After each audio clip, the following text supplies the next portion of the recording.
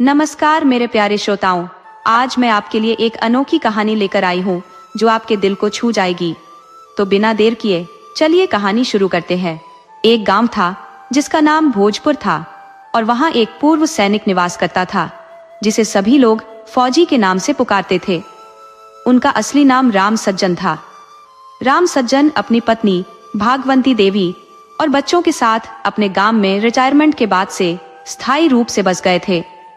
उनके पास पर्याप्त खेत खलिहान थे, इसलिए उन्होंने खेती बाड़ी को ही अपना जीवन निर्वाह का साधन बना लिया। उनके 3 बेटे और 2 बेटियां थीं। बेटों में राघव, माधव और सबसे छोटा कृपा थे। बेटियों में सुरेखा और रेखा शामिल थी। भागवंती ने अपने बच्चों की शिक्षा में कोई कमी नहीं छोड़ी थी। राघव और माधव ने अपनी पढ़ाई पूरी कर ली थी, लेकिन कृपा को पढ़ाई से तनिक भी लगाव नहीं था। किसी तरह मैट्रिक की परीक्षा पास करने के बाद भी वो पढ़ाई में कोई रुचि नहीं दिखाता था। भागवंती उसे रोज समझाती, पर कृपा हर बार कहता, माँ मेरा पढ़ाई में मन नहीं लगता। थक हार कर माँ चुप हो जाती, लेकिन कृपा का रुख नहीं बदलता। राम सज्जन की मेहनत से खेतों में अच्छी फसलें उग रही थी और घर का आर्थिक हाल ठीक ठाक चल रहा था। बड़ी बेटी सुरेखा का विवाह समीप के एक संपन्न परिवार में हुआ था। सुरेखा के भी 3 बच्चे हो गए थे, लेकिन भाग्य ने सुरेखा की खुशियां ज्यादा समय तक देखना गवारा नहीं समझा।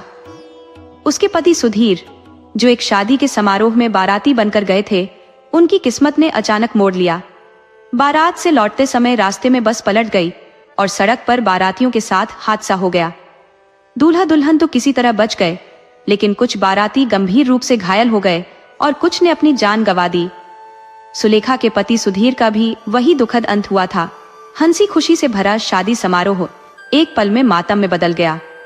वधू का गृह प्रवेश तो हुआ, पर उसके साथ साथ पूरे गांव में कानाफूसी शुरू हो गई। हर ओर यही चर्चा थी कि नई दुल्हन अशुभ है। उसकी पहली ही कदम से बारात पर विपत्ति टूट पड़ी।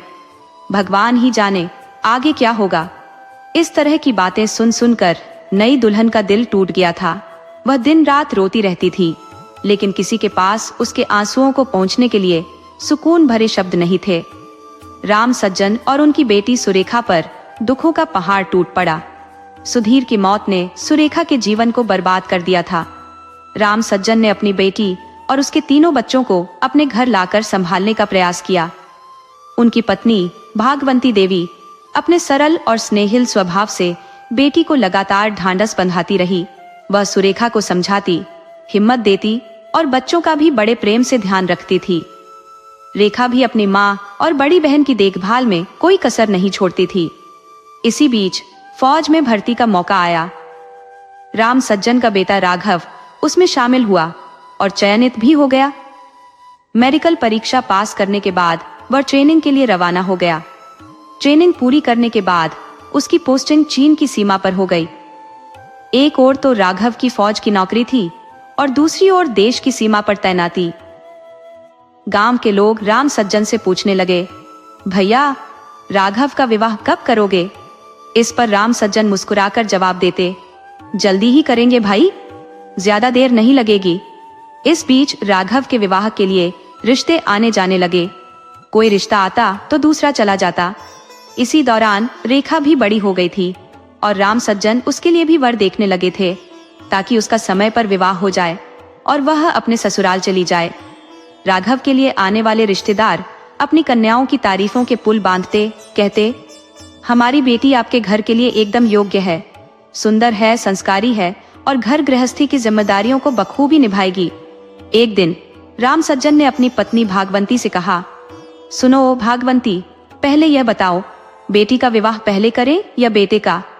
इस पर भागवंती ने जवाब दिया, पहले हम बहू घर ले आते हैं, उसके बाद बेटी का ब्याह करेंगे। घर में बहू आ जाएगी तो अच्छा रहेगा, और बहू भी गांव की ही होनी चाहिए।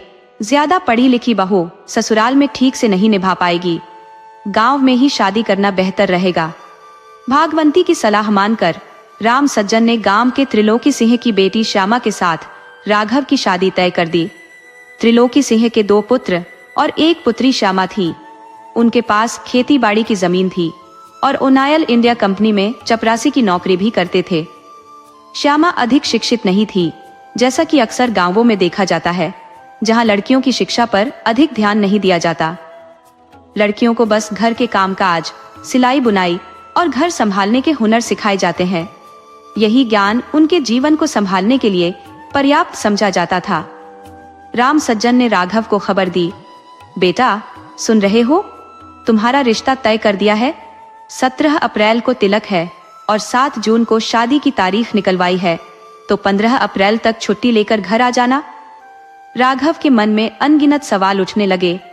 पिताजी ने कैसी लड़की देखी होगी, कैसे पूछूं? पुराने समय में लड़कों की पसंद नहीं पूछी जाती थी। जहां माता पिता रिश्ता तय करते, वहीं विवाह संपन्न हो जाता था। यही हाल राघव के साथ भी हुआ था। राम सज्जन ने अकेले ही जाकर लड़की देखी और विवाह तय कर दिया था। श्यामा हालांकि नाम से साधारण थी, परंतु देखने में गोरी चिट्टी और सुंदर थी। घर लौटकर राम सज्जन ने अपनी पत्नी भागवंती से कहा, सुनो भागवंती, हमारी बड़ी बहू बहुत ही अच्छा खाना बना लेती है और देखने में भी सुंदर है। तुम जो कह रही थी हमने वही किया। गांव की ही लड़की से विवाह तय कर दिया है। अब तुम उसकी बाकी चीजें भी सिखा देना। राघव 15 अप्रैल से पहले ही घर लौट आया था। उसने माँ से पूछा, माँ लड़की कैसी है, क्या आप देखने गई थी? भागवंती ने जवाब दिया, नहीं बेटा, हम नहीं देख पाए। तुम्हारे बाबूजी ही जाकर देख आए थे और उनकी नजर में लड़की ठीक है। अब शादी के दिन ही तुम खुद देख लेना और उसके गुण धर्म भी शादी के बाद ही पता चलेंगे। तिलक के दिन लड़की वालों की तरफ से लोग आए। ते अपने साथ बर्तन, कपड़े, मिठाई, फल और राघव के लिए एक घड़ी, अंगूठी और सोने की चेन भी लेकर आए थे। उधर राम सज्जन ने लड़की वालों का बड़े अच्छे ढंग से स्वागत किया और विदाई भी बहुत सम्मानजनक तरीके से की। उन्होंने लड़की के लिए कपड़े, गहने, मिठाई और फल भी उपहार स्वरूप भेंट किए। विवाह का दिन धीरे धीरे समीप आ पहुंचा। राम सज्जन ने धूमधाम से बारात सजाई, जहां नाच, गाना, बैंड बाजा सब कुछ तैयार था। मात्र 5 कारों की एक जीप सजाई गई थी, जिसमें दुल्हन के लिए कपड़े, आभूषण, मिठाई, फल और सूखे मेवे थे। माँ की रौनक जैसे इस आयोजन को 4 चांद लगा रही थी। बाजे गाजे के बीच बारात रवाना हो गई। द्वार पूजा संपन्न हुई। कन्यादान और सिंदूर दान का आयोजन हुआ। मोदक की रस्म भी पूरी हुई और संधि मिलन की विधि वैदिक रीति रिवाजों के अनुसार निभाई गई।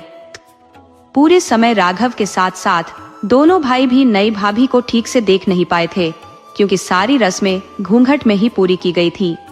तीसरे दिन सुबह के वक्त बहू की विदाई का समय आ गया। राम सज्जन अपने बेटे, बहू और बारात के साथ घर लौटने लगे। घर पहुंचने पर बहू का स्वागत धूमधाम से किया गया। जैसे ही बारातियों का कारवां राम सज्जन के दरवाजे पर रुका, सभी बाराती धीरे धीरे विदा होकर अपने अपने घर चले गए। तभी बंधु की गाड़ी दरवाजे पर आकर रुकी और पूरे घर में हलचल मच गई। बहू आ गई है की आवाजों के बीच मछली, दही और अनाज लाने का शोर गूंज उठा। सभी सामान दरवाजे पर जुटाए जाने लगे और पड़ोसी रिश्तेदार भी भागकर सहायता में जुट गए। भागवंती बहू को थामे हुए दरवाजे की ओर बढ़ी और गृह प्रवेश की विधि आरंभ की। उसने सुलेखा को संबोधित करते हुए कहा, बिटिया, भैया का गठजोड़ जोड़ दे। लेकिन परिवार के बुजुर्ग खुलकर बोले, अरे सुलेखा की माँ, क्या तुम्हें इतना भी ज्ञान नहीं है कि विधवा गठजोड़ नहीं जोड़ती? ये कैसा पागलपन है? इतना सुनते ही सुलेखा भीतर भाग गई और अपने कमरे में जाकर सिसकने लगी। माँ और भाई ने उसे जल्दी से ढांढस बंधाया और उसकी आंखों के आंसू पहुंचे। सुघड़ भागवंती ने सबसे पहले श्यामा को मछली पकड़ाई, उसके बाद चुमावन और मान की रस्म निभाई। परिवार के बुजुर्गों ने एक एक करके सभी रीति रिवाज संपन्न कराए, जिसमें बहू के माथे पर दही रखकर उसे द्वार पर डलवाया और कुलदेवी की पूजा करवाई। कुलदेवी की पूजा के पश्चात मुंह दिखाई की रस्म शुरू हुई, जहां एक एक करके सबने बहू का मुंह देखा और उसे उपहार दिए। सारा दिन इसी में व्यतीत हो गया। भागवंती ने सोचा कि वह बहू को मुंह दिखाई में क्या दे। उसके पास सास द्वारा दिया गया सोने का हंसली था। उसने सोचा कि इसे तुड़वा कर तीनों बहुओं और रेखा के लिए गहने बनवा दूंगी। समय की कमी के कारण उसने हंसली श्यामा को दे दी। कुछ दिन बाद वह योजना बनाने लगी कि बहुओं की मुंह दिखाई और रेखा के लिए चैन बनवा लेगी। भागवंती एक अत्यंत नेक और सरल स्वभाव की महिला थी। जो कोई भी उनके द्वार पर आता उसे भोजन कराए बिना वे कभी विदा नहीं करती। दान दक्षिणा में भी उनका हाथ सदैव खुला रहता था। कोई साधु, फकीर या भिक्षुक उनके आंगन से खाली हाथ नहीं लौटता था। वे हर पर्व त्योहार पूरे विधि विधान से मनाती और आस पड़ोस के जरूरतमंदों को अनाज, दाल, मिठाई, सरसों का तेल और सब्जी वितरित करती। राघव एक रात जब घर लौटा तो श्यामा की मोहकता ने उसे मंत्रमुग्ध कर दिया। वह 2 महीने की छुट्टी पर आया था जो 10 दिन बाद समाप्त होने वाली थी। भागवंती ने सोचा कि राघव के प्रस्थान से पहले ही नई बहू से रसोई की रस्म पूरी करवा ली जाए ताकि वह उसके हाथों का बना खाना चख सके। श्यामा ने रसोई वाले दिन नई साड़ी पहनी और अपनी दोनों नंदों के साथ रसोई घर में चली गई। खाना बनाते समय सामान्य भोजन के अलावा उसने खीर भी पकाई जिसे सभी ने पसंद किया और बहू को उपहार स्वरूप नेक भी दिए। 15 जून को राघव वापस अपनी नौकरी पर चला गया। श्यामा का रंग कोरा था पर उसकी विचारधारा और व्यवहार में कालेपन की झलक दिखने लगी। उसे अपनी दोनों ननदें और सास कतई पसंद नहीं थी। धीरे धीरे श्यामा ने अपने असली रंग दिखाने शुरू कर दिए। उसने भागवंती से कहा, माँ जी, अब आपको घर के काम काज की चिंता करने की आवश्यकता नहीं है। आप बस पूजा पाठ किया कीजिए, बाकी सब हम संभाल लेंगे। भागवंती ने सोचा कि बहू समझदार है और खुश हो गई। भागवंती ने अपने पास रेखा की शादी के लिए जो थोड़े बहुत गहने सहेज कर रखे थे, श्यामा ने वे भी उनसे ले लिए और घर की चाबियां भी अपने कब्जे में कर ली। श्यामा ने धीरे धीरे सारे दान पुण्य और भिक्षा देना बंद कर दिया। अगर परिवार का कोई सदस्य भागवंती से यह पूछने आता कि ऐसा क्यों हो रहा है, तो वह तीखे स्वर में उत्तर देती, यह हमारे घर का मामला है, आप बीच में मत पड़े। अब यह घर हम अपने तरीके से चलाएंगे।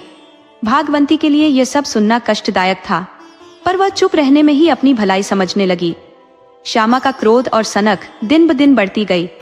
राम सज्जन के लिए गर्म गर्म भोजन दरवाजे पर भेजने की परंपरा भी समाप्त कर दी।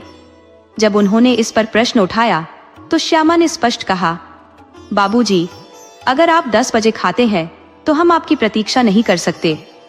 जब भी भोजन भेजा जाए आप खा लीजिए। राम सज्जन को बहुत दुख हुआ और उन्होंने मन ही मन सोचा कि वे लक्ष्मी लाने गए थे, परंतु यह कैसी कठिनाई लेकर आ गए हैं। श्यामा ने रेखा से सारा घर का काम कराना शुरू कर दिया और उसे ताने मारते हुए कहती, काम सीखना जरूरी है, ससुराल जाकर क्या करोगी? लोग यही कहेंगे कि माँ बाप और भाभी ने कोई काम नहीं सिखाया। राम सज्जन यदि किसी बात पर टोकते तो श्यामा उन्हें अपशब्द कहने से भी नहीं चूकती। ये रोज का सिलसिला बन चुका था। जब राघव छुट्टी में घर आया तो श्यामा चुप हो गई। भागवंती ने कुछ नहीं कहा, सोचते हुए कि यदि राघव पत्नी को डांटेगा तो बाहर के लोग चर्चा करेंगे। अब भागवंती जो भी खाना मिलता वह चुपचाप खा लेती, चाहे वह बासी ही क्यों ना हो। उनकी नियति यही बन गई थी। इसी बीच रेखा का विवाह तय हो चुका था और श्यामा की चालों के बीच शादी की तैयारियां भी होने लगी। भागवंती ने सोचा कि यही उपयुक्त समय है जब पुरानी हंसली मांगकर उसे तुड़वाकर 4 गहने बनवाए जा सकते हैं जो वह अपनी बहुओं और रेखा को भेंट कर सके। उसने श्यामा को बुलाकर कहा, बिटिया, जो हंसली मैंने तुम्हें मुंह दिखाई में दी थी वह जरा ले आओ, अब उसकी जरूरत आ पड़ी है। ये सुनते ही श्यामा का चेहरा गुस्से से तमतमा उठा। वह भड़कते हुए बोली, माँ जी, यह हंसली तो आपने मुझे रस्म के अनुसार दी थी, अब आप उसे हमसे छीनना चाहती है? ऐसी कौन सी जरूरत आन पड़ी है? हम इसे नहीं लौटाएंगे। भागवंती को श्यामा की यह प्रतिक्रिया देखकर चुप होना पड़ा, क्योंकि श्यामा ने हंसली लौटाने से साफ मना कर दिया था। रेखा की शादी की तैयारियों के दौरान भागवंती को अक्सर धमकी मिलती रहती कि अगर उन्होंने कुछ कहा या किया तो श्यामा अपने पीहर चली जाएगी। राघव और माधव दोनों मिलकर शादी की तैयारियां करने लगे। इस बीच सुरेखा के बच्चे जब भूख लगने पर मामी से खाने की मांग करते तो श्यामा उन्हें डांटते हुए कहती, क्या हमने जिंदगी भर की रसोई का ठेका ले रखा है? तुम्हारे दादा यही काम करेंगे। ये कोई धर्मशाला नहीं है। बच्चों के आंसू देखकर सुरेखा का हृदय दुख से भर जाता और उसने मन ही मन ठान लिया कि रेखा की शादी के बाद वह अपने बच्चों को लेकर ससुराल चली जाएगी।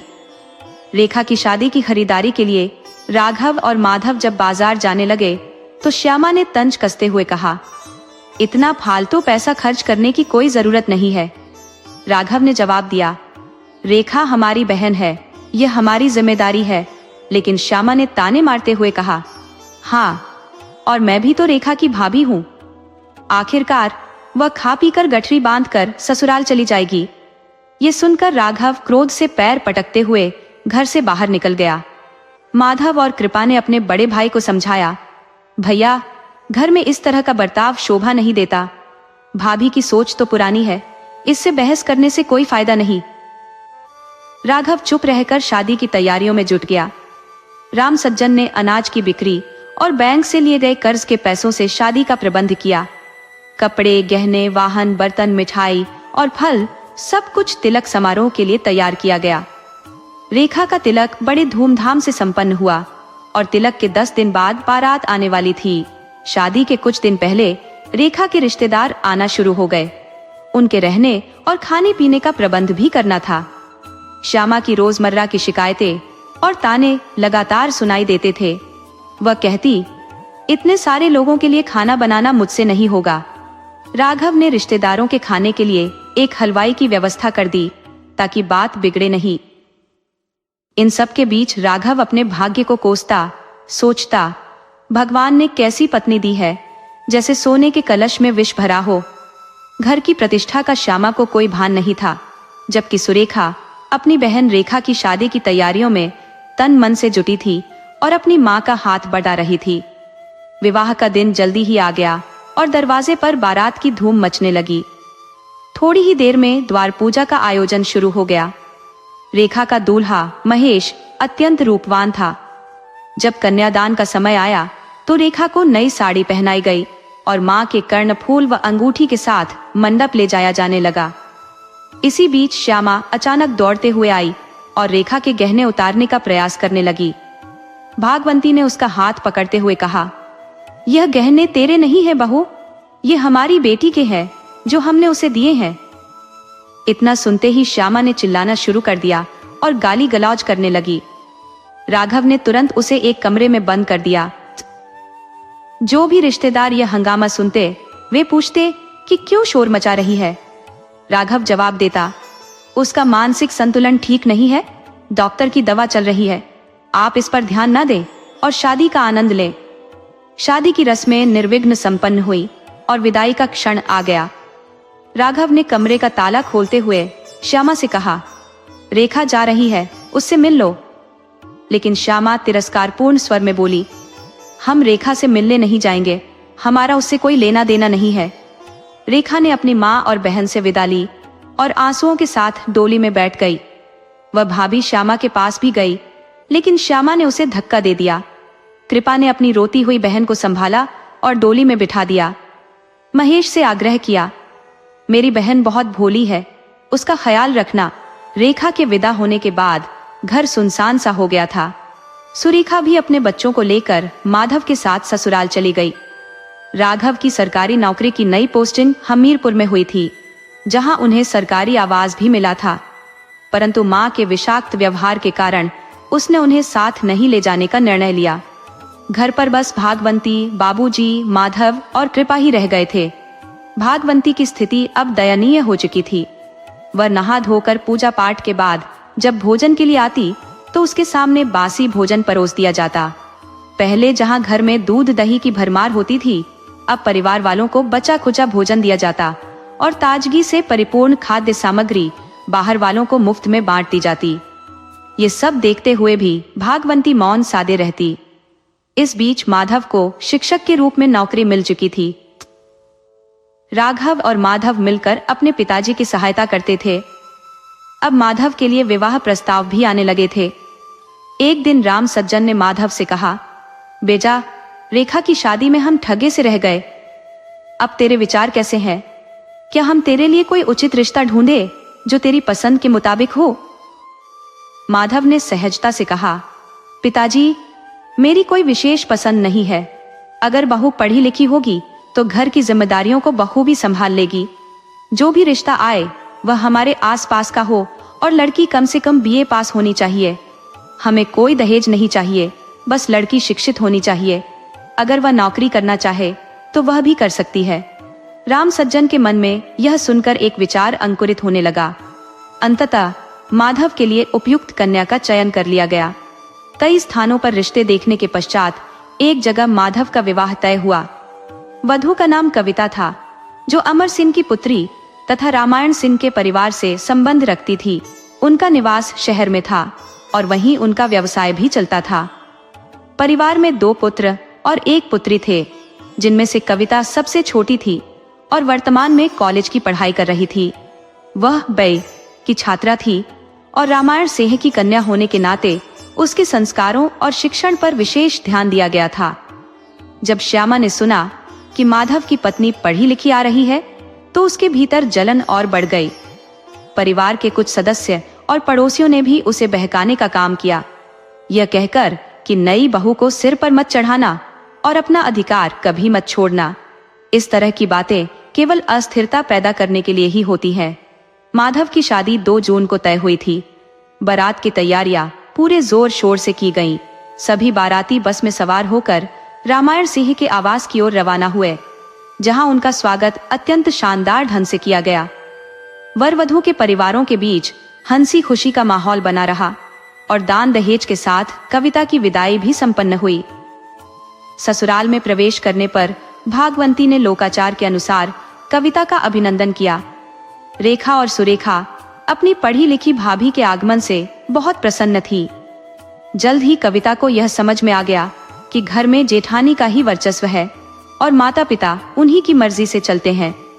छुट्टियां समाप्त होते ही माधव नौकरी पर वापस चला गया, जिससे कविता को अपने सास ससुर के भरोसे छोड़ दिया गया। सुरेखा और रेखा के साथ कविता का व्यवहार सखी जैसा हो गया था और उनमें किसी भी प्रकार का पढ़ाई का घमंड नहीं था। 5 दिन के बाद कविता की पहली रसोई का कार्यक्रम रखा गया। इसके पश्चात घर के भोजन की पूरी जिम्मेदारी उसी के कंधों पर डाल दी गई। रामा ने भी अपने तरीके से उस पर जिम्मेदारियों का बोझ डालना शुरू कर दिया। कविता, जो शहर में पली बड़ी थी, ने कभी उपलों और लकड़ियों पर भोजन नहीं पकाया था। यहाँ उसे गीली लकड़ियां और उपले दिए जाते थे, जिससे वह संघर्षपूर्ण स्थिति में किसी तरह भोजन तैयार करती। यद्यपि उसकी रोटियां अधजली या कभी कभी कच्ची रह जाती, फिर भी वह पूरे परिवार को भोजन करवाकर ही खुद खाती थी। राम सज्जन और भागवंती को कविता का यह समर्पण पसंद आया और वे उससे अत्यंत प्रसन्न थे। यह देखकर श्यामा, जो ईर्ष्या में जल रही थी, अक्सर कविता को अपमानित करने के बहाने ढूंढती और ससुर को उसके विरुद्ध भड़काने की कोशिश करती। राघव जब घर आया तो उसे पता चला कि फौज में बहाली निकली है।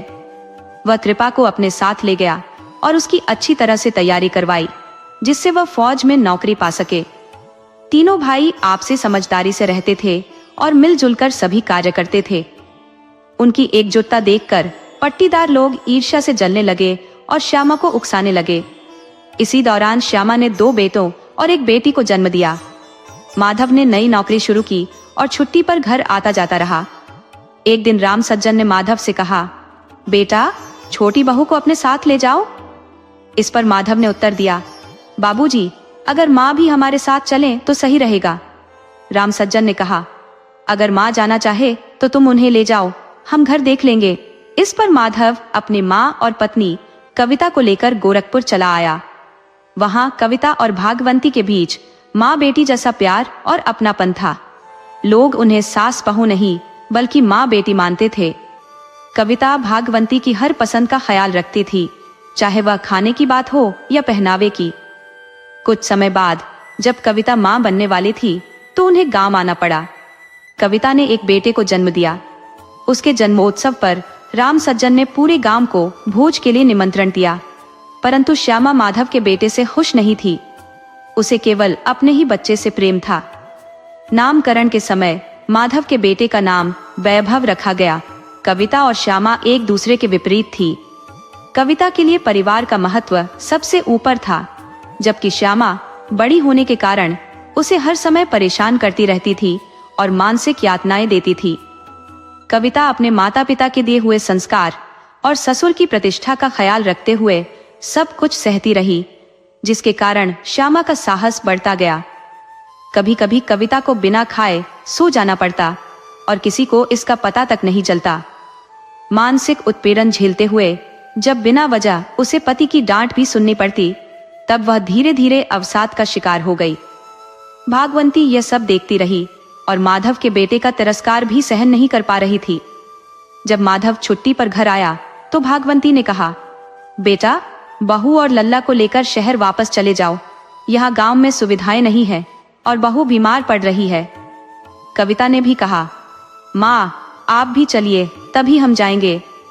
फिर माधव अपनी माँ और पत्नी को लेकर गोरखपुर लौट आया, जहाँ पहुँचने के बाद कविता और भागवंती ने राहत की सांस ली। राम सज्जन ने राघव के बेटों राम और श्याम को एक प्रतिष्ठित प्राइवेट स्कूल में दाखिला दिलवाया, जिसका सारा खर्चा वे स्वयं उठाते थे।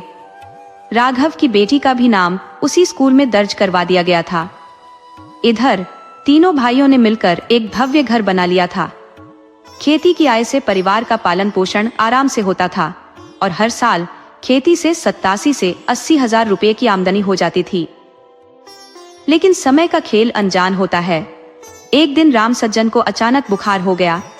दोनों बेटियां घर पर थीं, पर सभी बेटे बाहर थे। रात में राम सज्जन की तबीयत अचानक बिगड़ गई और अस्पताल ले जाते समय उनका निधन हो गया। परिवार में सबसे बड़े बेटे राघव ने उनके अंतिम संस्कार की जिम्मेदारी संभाली और अपने भाइयों को खबर दी। उस समय भागवंती भी गोरखपुर में माधव के साथ थी। माधव और कविता ने उसे बिना बताए गांव लाने का निर्णय लिया। जब भागवंती घर पहुंची तो उसने घर की शांति और सन्नाटा देखकर बच्चों से बाबा के बारे में पूछा। बच्चों ने बताया कि बाबा अब इस दुनिया में नहीं रहे, वे भगवान के पास चले गए हैं। यह सुनकर भागवंती सीढ़ियों से गिरकर बेहोश हो गई। शारीरिक चोटें तो सुई और दवाओं से ठीक हो गई, लेकिन मानसिक आघात इतना गहरा था कि भागवंती का जीवन बदल गया। वह जैसे एक जिंदा लाश बनकर रह गई और धीरे धीरे अपनी पहचान खोने लगी। अंतिम संस्कार समाप्त होने के बाद तीनों भाई अपनी नौकरियों पर लौट गए और खेतों को बटाई पर दे दिया।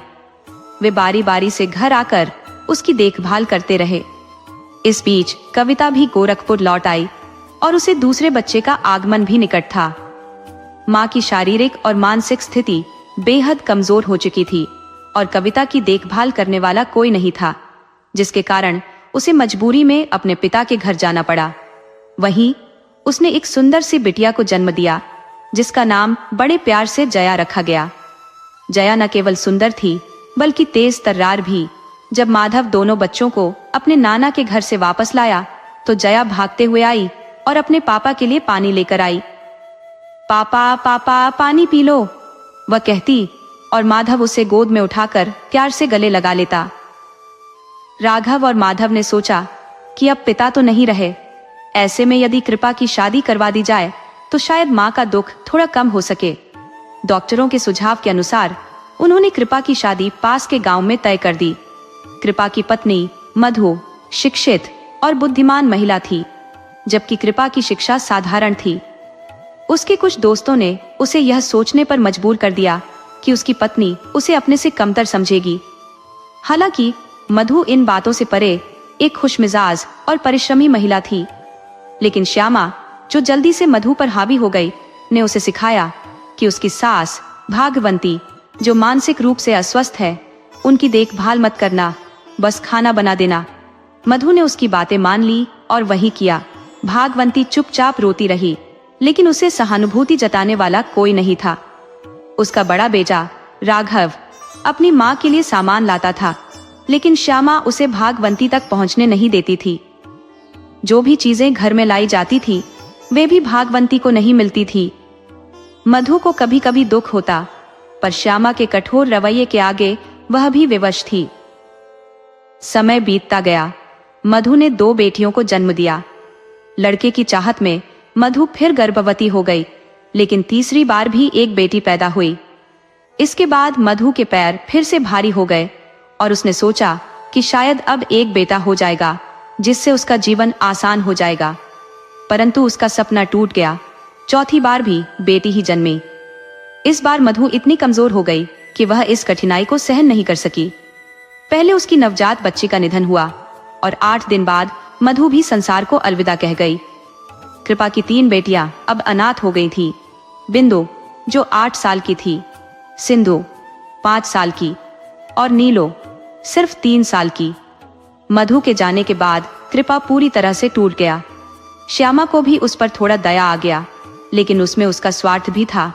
उसे लगा कि बच्चे थोड़े बड़े हो जाएंगे तो उनकी देखभाल कर सकेंगे। इस बीच राघव भी फौज से रिटायर होकर घर लौट आया था।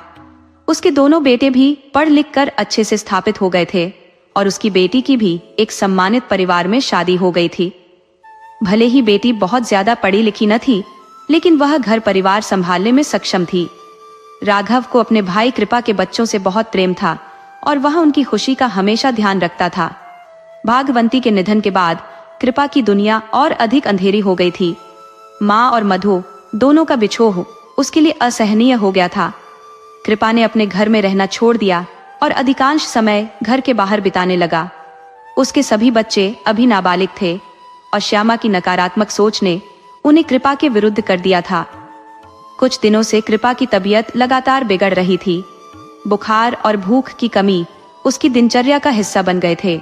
उसकी हालत दिन ब दिन खराब होती जा रही थी।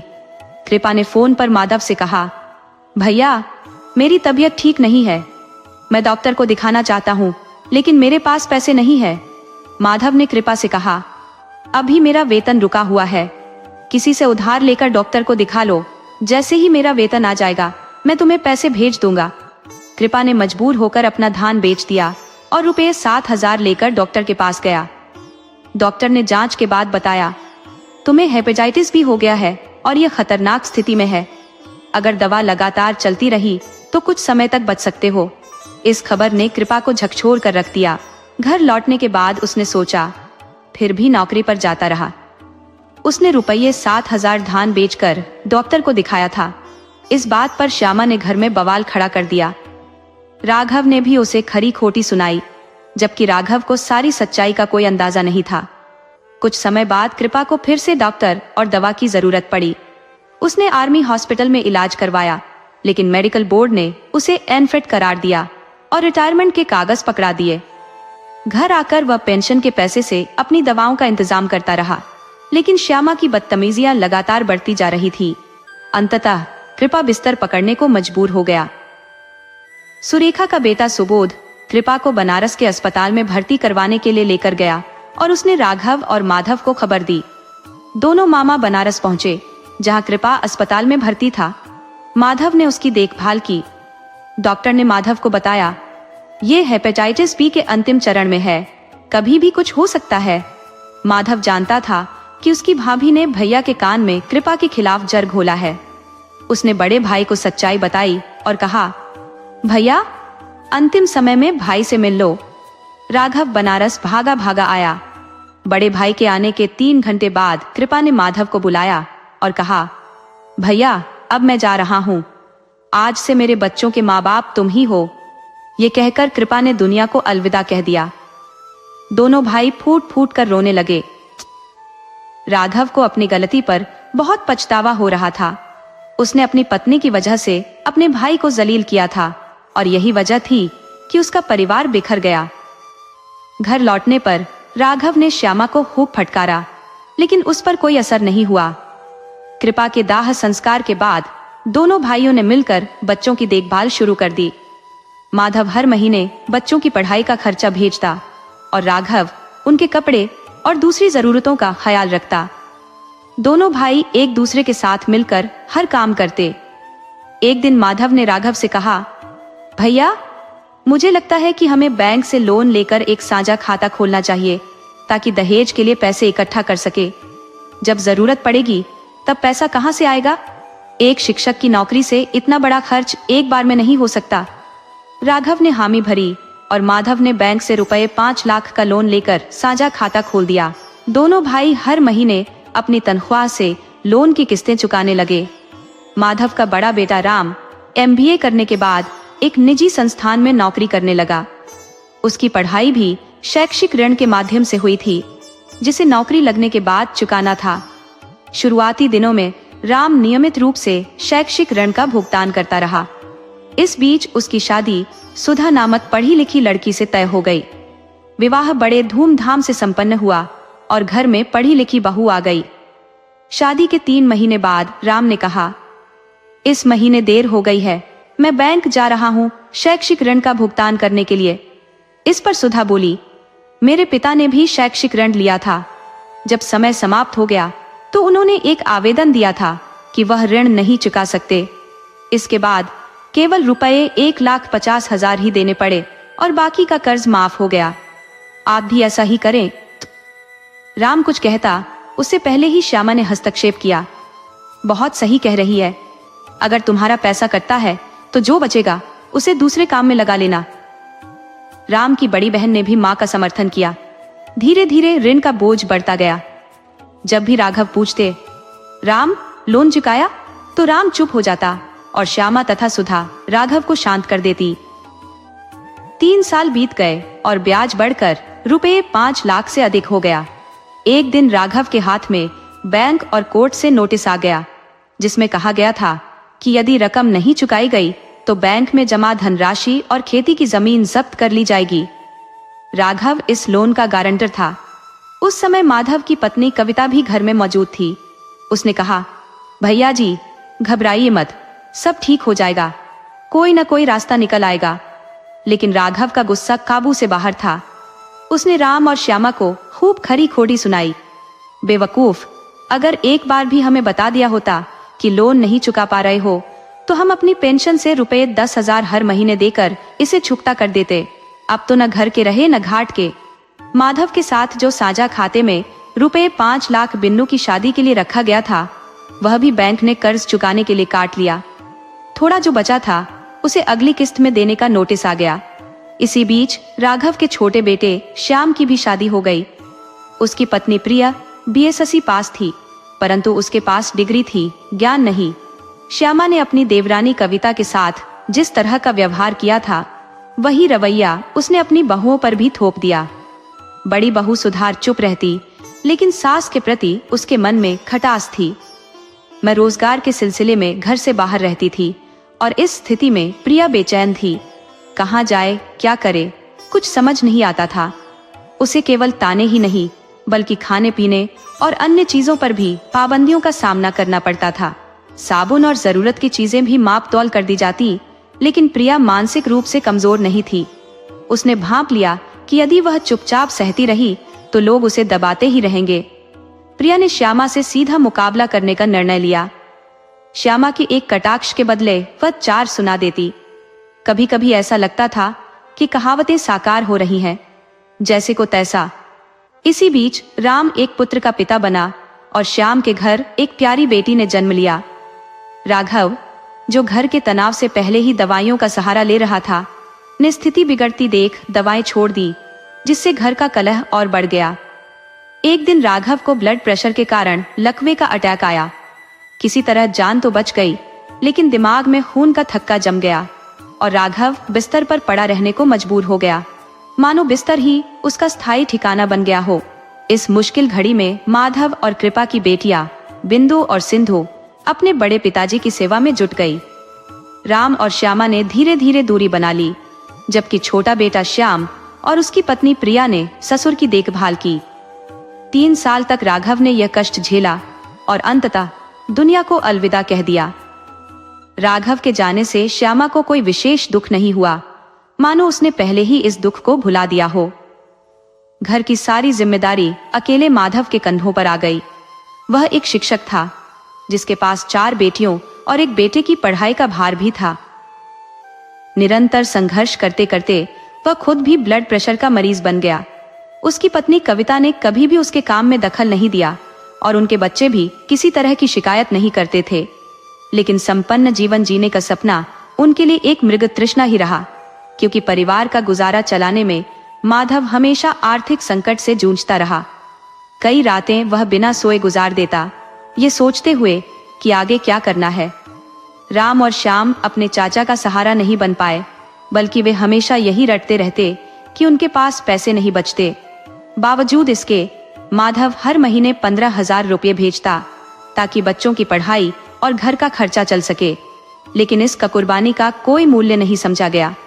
श्यामा हर किसी से कहती कि वे तो खेत की फसल खा रहे हैं और असल कमाई का श्रेय उसके बड़े बेटे को जाता है, जो बच्चियों की पढ़ाई का सारा खर्च उठा रहा है। माधव अक्सर कहता, ये तो अंधेर नगरी चौपट राजा वाली स्थिति है। एक ओर मैं खर्चों का बोझ उठा रहा हूँ और दूसरी ओर भाभी मेरी बदनामी करती फिरती है। वह हमेशा अपने बेटे की प्रशंसा करती, मेरा बेटा ही उन बेसहारा बच्चियों की देखभाल कर रहा है। अब जबकि बिंदु बड़ी हो चुकी थी, माधव ने उसके लिए वर की तलाश शुरू कर दी थी, लेकिन हर जगह उसे मुश्किलों का सामना करना पड़ता। लोग सोचते कि लड़की के माता पिता नहीं है तो दहेज नहीं मिलेगा। समाज की यह सोच माधव को भीतर तक कचोटती। छुट्टियों में घर लौटकर वह अच्छे रिश्ते की खोज में भटकता रहता, लेकिन बड़ी माँ के चलते लड़कियों को संपूर्ण शिक्षा मिल नहीं सकी। जो मिला वह केवल स्वार्थ की परिभाषा थी। माधव जब भी निराश होता, अपनी तकलीफें कविता से साझा करता और कविता हमेशा उसकी ढाल बनती। पर समाज में कोई ऐसा इंसान नहीं मिला जो उन बच्चियों को अपनाने का जज्बा रखे। अंततः माधव ने सारी आशाएं ईश्वर पर छोड़ दी। उसकी प्रार्थनाएं सुनी गई और एक परिवार ने विवाह प्रस्ताव स्वीकार कर लिया। दहेज की मांग 8 लाख नकद थी, साथ ही एक गाड़ी, कपड़े, गहने और फर्नीचर। थक हार कर माधव ने हामी भर दी। वह अब परिस्थितियों से हार चुका था। शादी बैसाख में तय हुई ताकि तैयारी व्यवस्थित ढंग से हो सके। माधव ने जो थोड़े बहुत पैसे बचाए थे उसमें भी कमी पड़ी तो उसने फिर से कर्ज लिया। पिछली शादी का उधार पहले से सिर पर था, लेकिन बिंदु की शादी के लिए भी कर्ज लेना पड़ा। उसने दहेज में 2 पहिया वाहन दिया। लड़का विक्रम एक निजी कंपनी में काम करता था और उसके पिता किराना दुकान चलाते थे।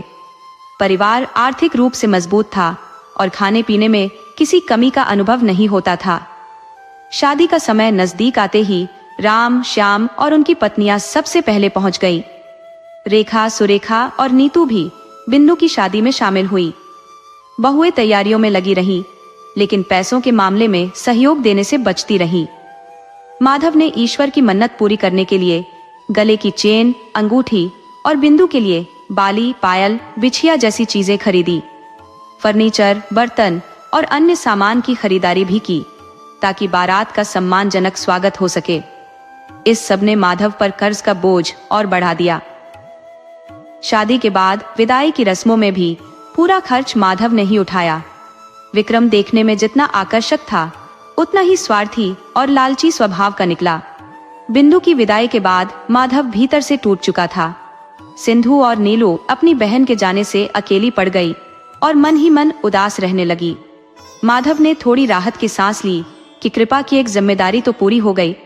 अब उसकी चिंता सिंधु और ज्योति को लेकर थी। अगर ईश्वर की कृपा रही तो उनकी भी जिम्मेदारी निभा ली जाएगी। माधव की बेटी ज्योति पढ़ाई में बेहद होशियार थी और उसकी इच्छा थी कि वह और उसका भाई वैभव पढ़ लिख कर अच्छी नौकरी हासिल करे। वैभव ने बीटेक के बाद एमटेक में दाखिला लिया और उसकी पढ़ाई का खर्च उठाने के लिए भी माधव ने शिक्षा लोन लिया था। माधव की पूरी पगार से लोन की किस्तें भरनी होती, जिससे घर के खर्च के लिए बहुत कम बचता। उसी में कविता की दवाइयों और राशन पानी का खर्च चलता। कभी कभी कविता सब्जी पकाती तो दाल नहीं बनती और दाल पकती तो सब्जी का इंतजाम नहीं होता। खर्चों में कटौती करना उनकी मजबूरी बन चुकी थी। राम और श्याम को लगा कि चाचा काफी परेशान है, लेकिन मदद के नाम पर वे हमेशा यही बहाना बनाते, हमारे पास पैसे नहीं बचते। दोनों ने अपनी माँ से कहा कि चाचा की सहायता कर देनी चाहिए, लेकिन श्यामा का जवाब ठंडा था। अरे, उनकी तो कभी पैसों की तंगी नहीं होती। बिंदु की शादी में इतने बड़े खर्चों का प्रबंध कहाँ से हुआ? ये राम और श्याम के मन में भी सवाल बना रहा। जब राम ने माँ की बात सुनी तो वह चुप रह गया, शायद यह सोचकर कि माँ के शब्दों में भी सच्चाई थी। उधर माधव अपनी सेवा से निवृत्ति के करीब पहुंच चुका था और उसकी चिंता अब सिंधु और ज्योति की शादियों को लेकर बढ़ती जा रही थी। उसके पास न पर्याप्त जमा पूंजी थी और नान के कर्ज अभी भी लटक रहे थे। वैभव भी एमटेक के अंतिम वर्ष में था, जिससे पढ़ाई का खर्च अब और भी अधिक हो गया था। माधव ने सिंधु के लिए वर तलाशना शुरू कर दिया, लेकिन कर्ज के बोझ ने उसे हर निर्णय में उलझन में डाल दिया। आखिरकार रिटायरमेंट का दिन आ ही गया, परंतु जितनी उम्मीद थी उतने पैसे हाथ में नहीं आए। जीपीएफ से जो रकम निकाली थी उसमें भी कटौतियां कर दी गईं। एक जगह सिंधु के लिए एक सरकारी अफसर का रिश्ता आया, लेकिन उसकी केवल एक शर्त थी, लड़की इंग्लिश मीडियम से पढ़ी लिखी होनी चाहिए और हर प्रकार की बातचीत में दक्ष हो। माधव ने साफ साफ कहा, मेरी 2 बेटियां हैं, एक हिंदी मीडियम से पढ़ी है और दूसरी अंग्रेजी मीडियम से। आपको जो उपयुक्त लगे उसी के लिए बात आगे बढ़ाई। लड़के वालों ने ज्योति का बायोडाटा देखकर रुचि दिखाई। जब वे ज्योति से मिलने आए तो उसकी समझदारी और व्यक्तित्व से इतने प्रभावित हुए कि रिश्ते के लिए तुरंत हामी भर दी। सौभाग्य से ज्योति भी अब नौकरी में आ चुकी थी और लड़के वाले किसी दहेज की मांग नहीं कर रहे थे। उनका कहना था, जो कुछ आप बेटी को देना चाहते हैं वही हमारे लिए पर्याप्त है। हमारे लिए सबसे बड़ी बात यह है कि आप हमें इतनी योग्य लड़की सौंप रहे हैं। माधव ने ज्योति की शादी साधारण और सादगीपूर्ण तरीके से करने का प्रस्ताव रखा, जिसे लड़के वालों ने सहर्ष स्वीकार कर लिया। शादी के लिए माधव ने बेटी के गहने, गले की चैन, अंगूठी, पायल, बाली और बिछिया खरीदी।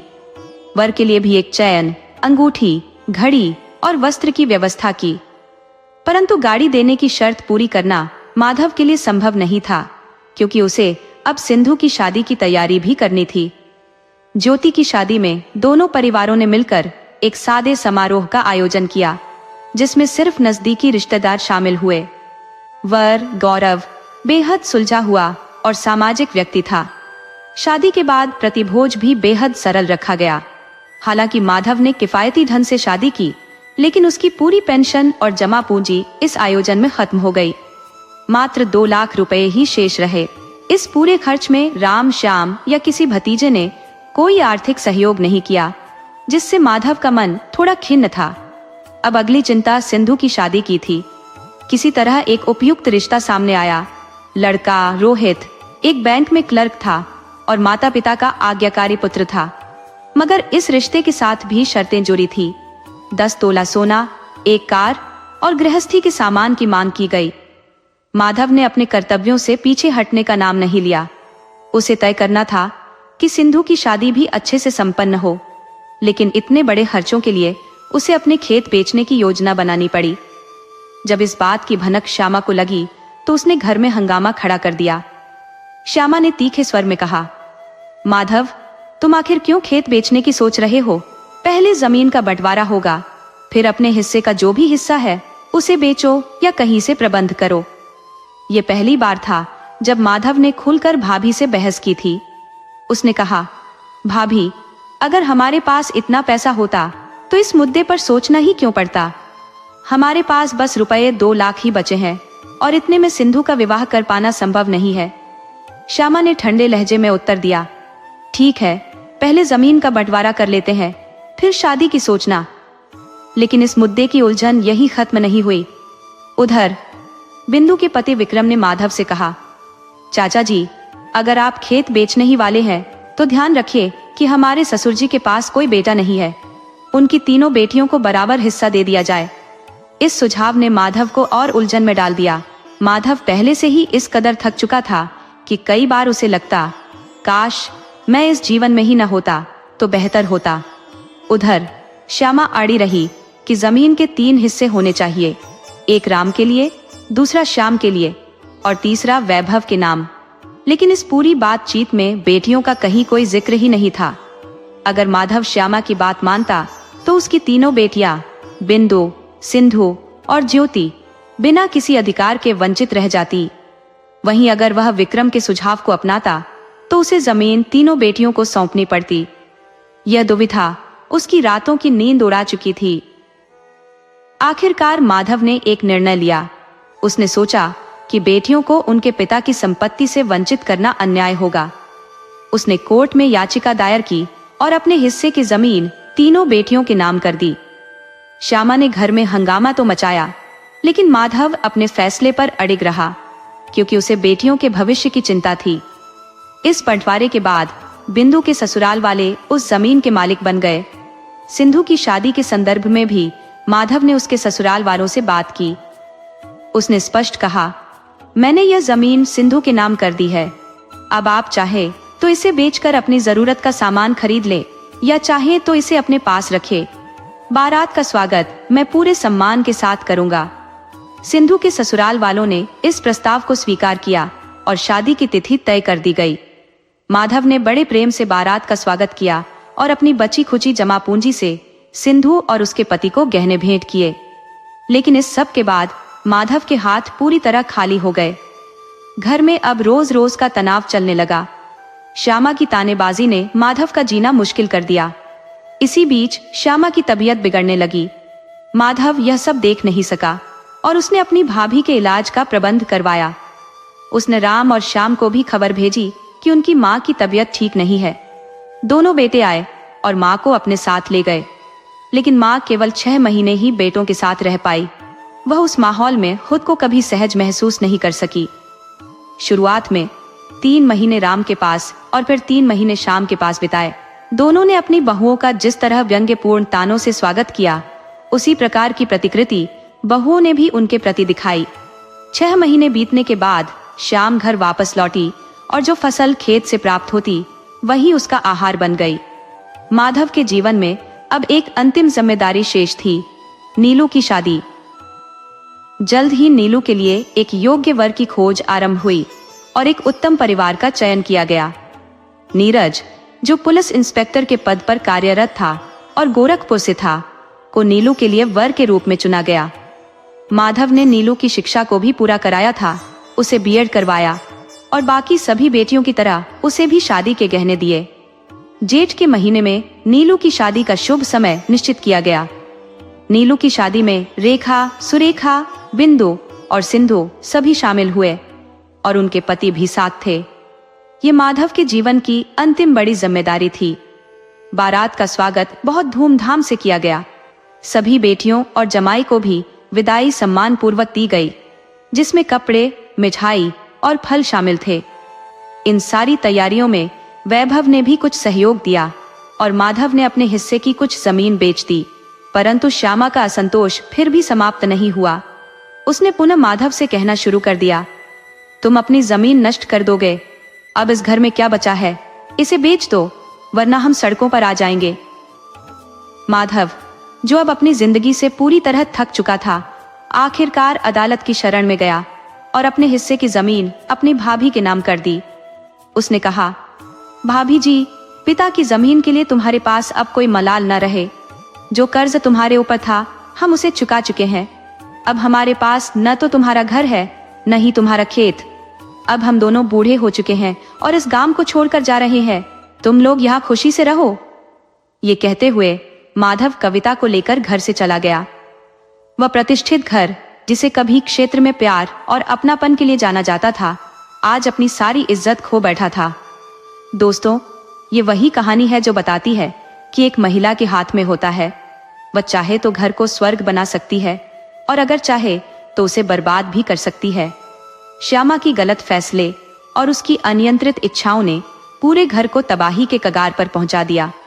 एक महिला यदि सही राह चुनती है तो घर को स्वर्ग बना सकती है, और यदि वह गलत रास्ता अपनाए तो वही घर नरक में बदल सकता है।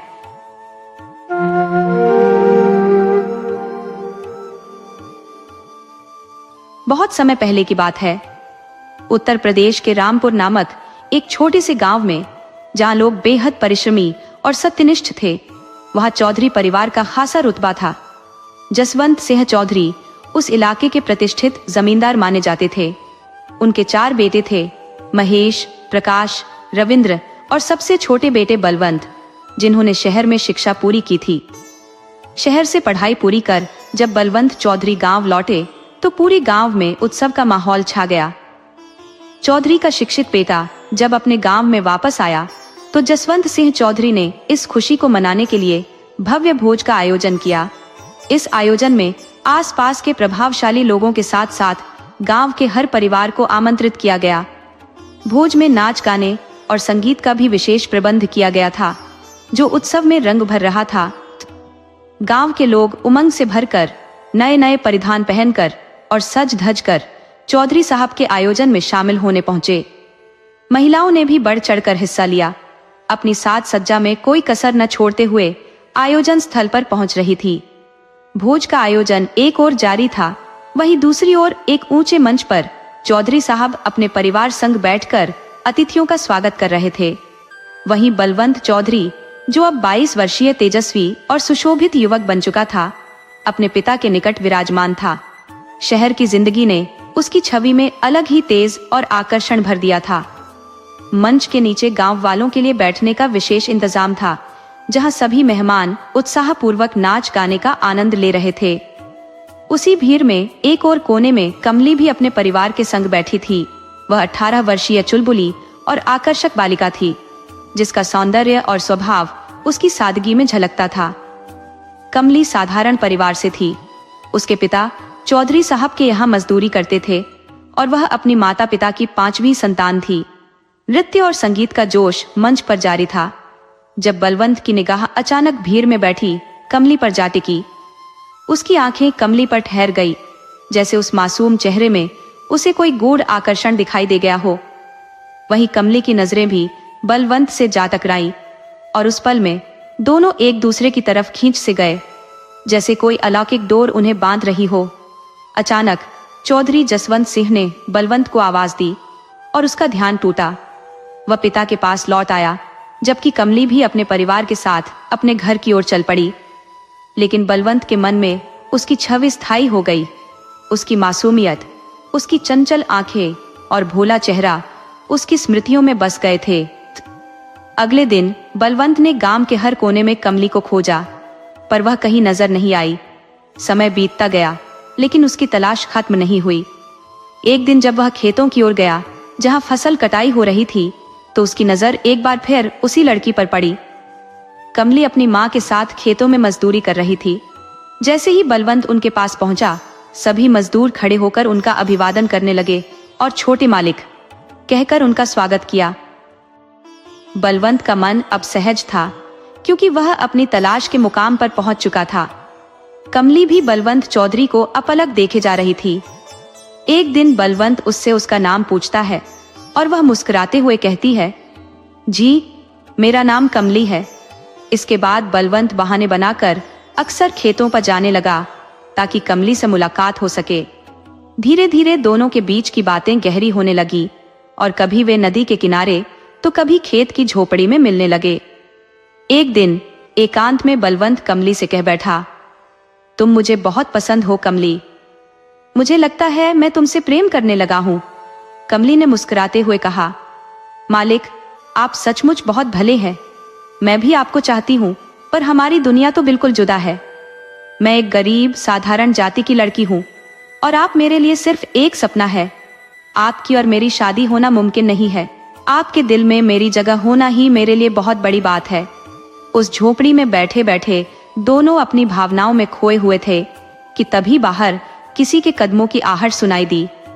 बलवंत ने देखा कि हरिया, उनके घर का एक नौकर, कुएं से पानी पीने आया था।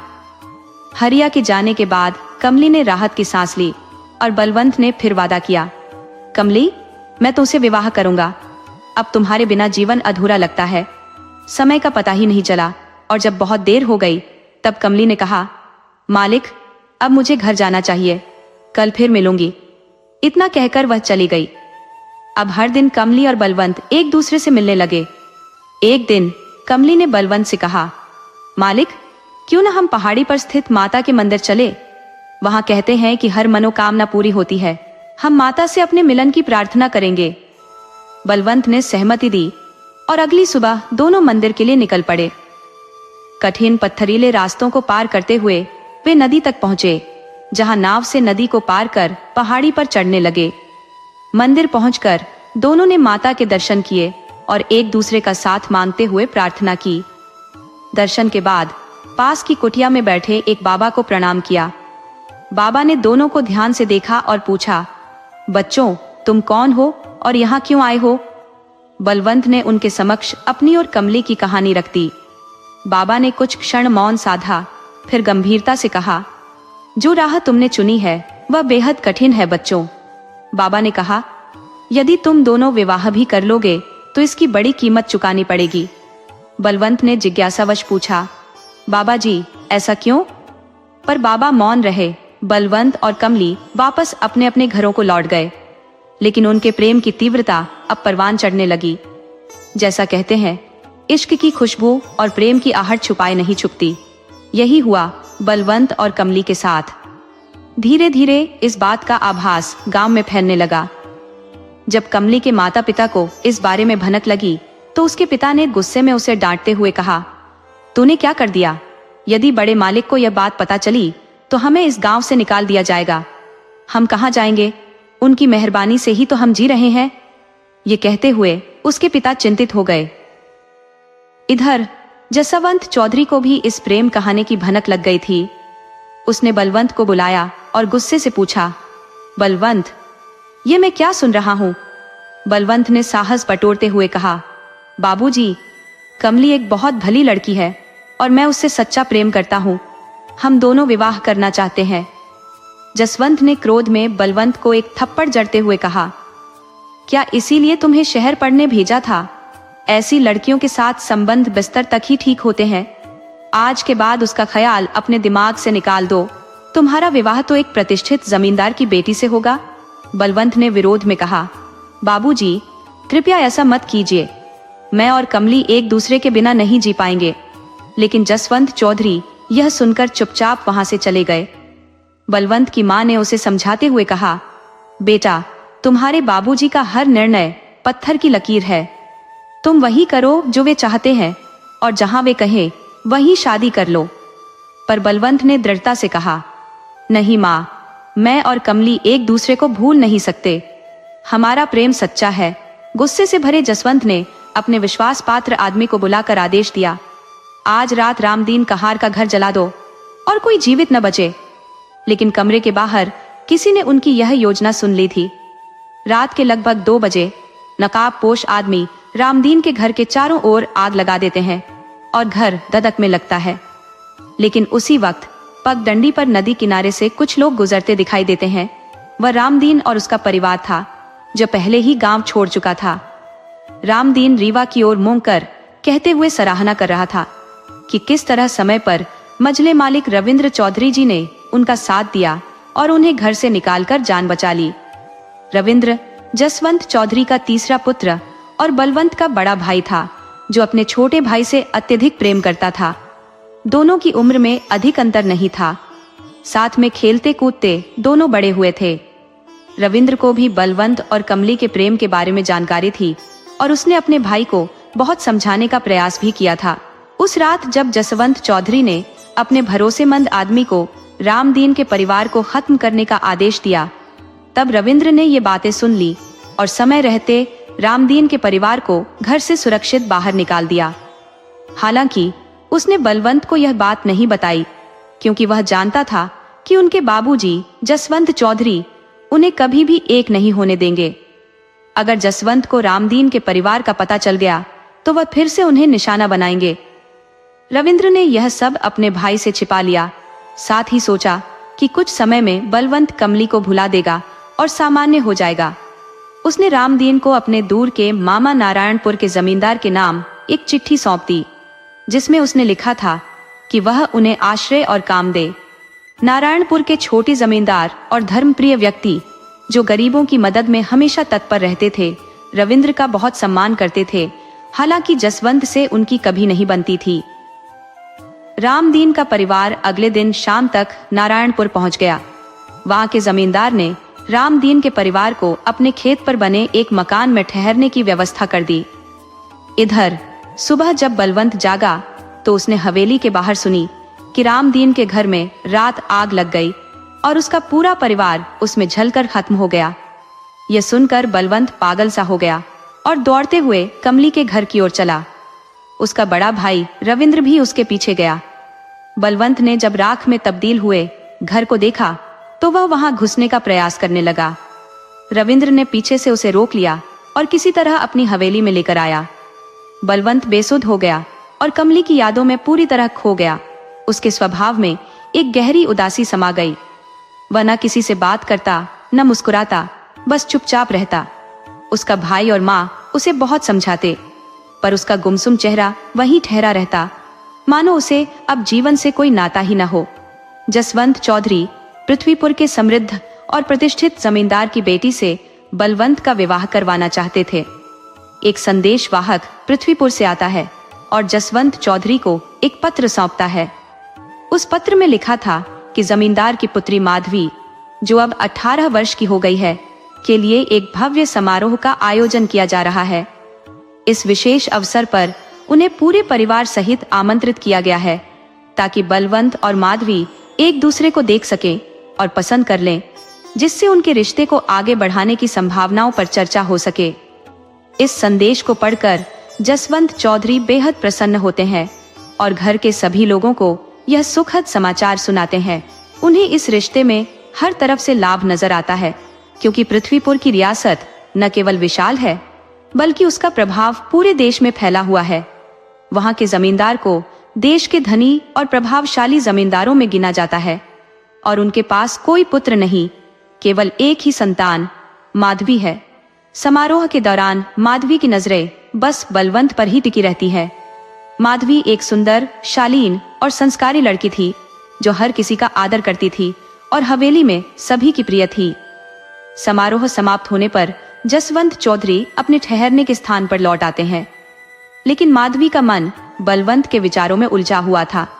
उसकी आंखों में बस बलवंत की ही छवि बसी थी और उसकी रात करवटें बदलते बीती। जैसे जैसे सुबह हुई, वह अपनी माँ से बलवंत के बारे में पूछती है।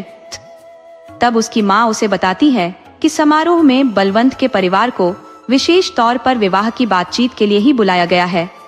यदि उसे बलवंत पसंद है तो वह बलवंत से मिलकर अपने निर्णय को पक्का कर सकती है और फिर उसके पिता से इस रिश्ते की बात चलाई जाएगी। दोपहर के भोजन के लिए जसवंत चौधरी, उनकी पत्नी और बलवंत को आमंत्रित किया जाता है।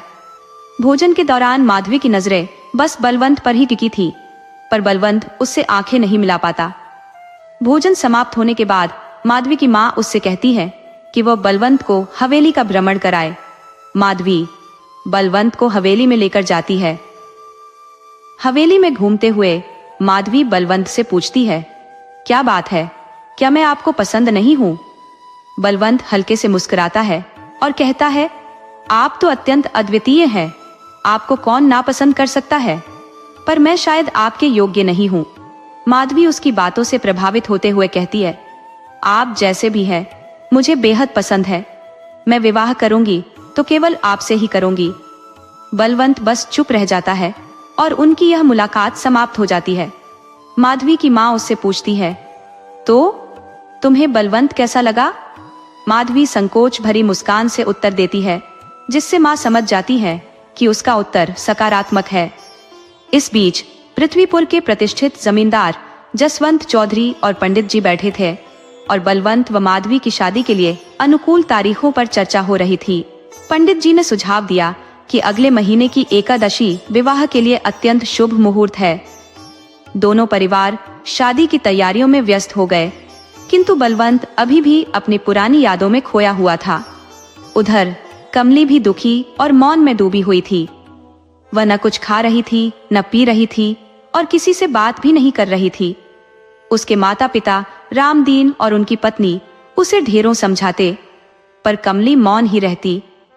एक दिन कमली तालाब के किनारे बैठी थी, जब नारायणपुर के जमींदार का पुत्र करण वहां से गुजरता है। कमली पर उसकी नजर पड़ते ही वह मंत्रमुग्ध हो जाता है और उसके पास जाकर पूछता है, तुम कौन हो? कमली उसे बताती है कि वह पास के खेतों में स्थित छोटे से मकान में रहती है।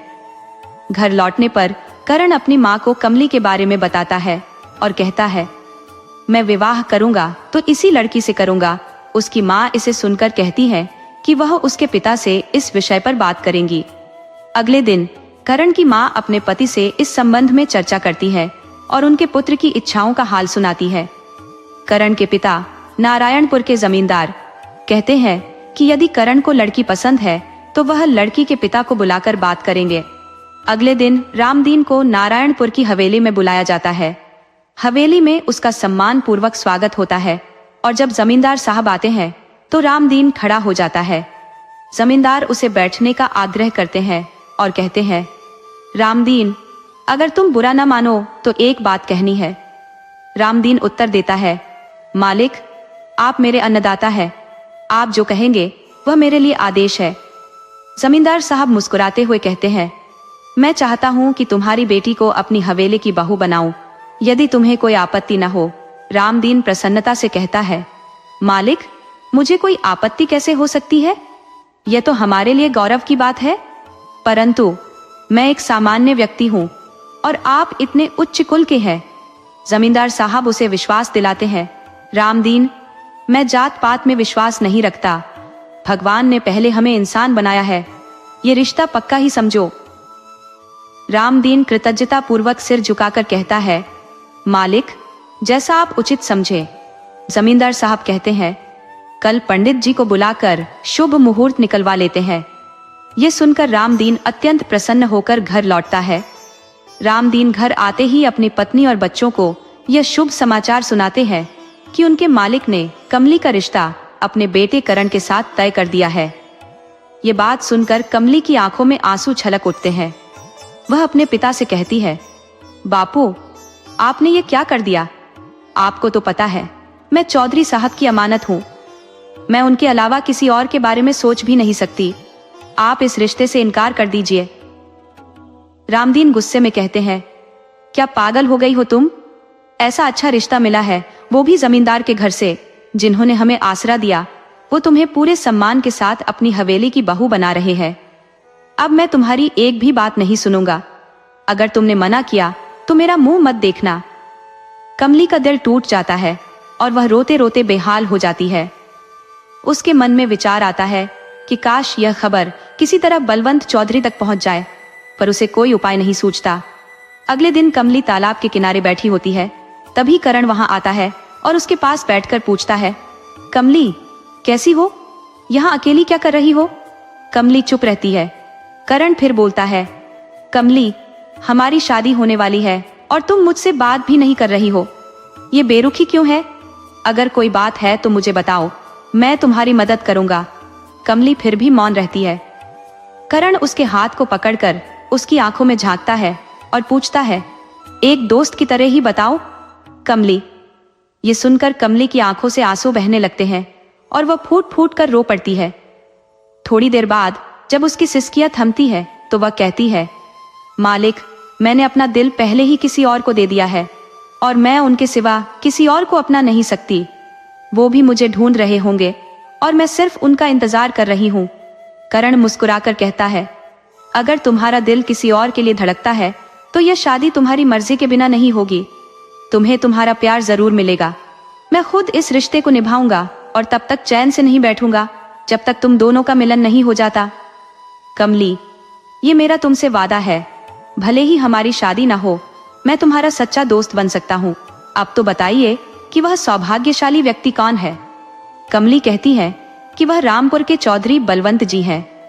रामपुर का नाम सुनते ही करण आश्चर्यचकित हो उठता है और कहता है, बलवंत तो मेरा भाई है। मैं 2 दिन के भीतर रामपुर पहुंचकर उससे मिलूंगा और उसे तुम्हारे पास लेकर आऊंगा। करण की इस बात पर कमली कहती है, हाँ मालिक, अब मैं अत्यंत प्रसन्न हूँ। उधर रामपुर में बलवंत और माधवी के विवाह की तैयारियां धूमधाम से चल रही थी, क्योंकि 3 दिन बाद उनका विवाह होना था।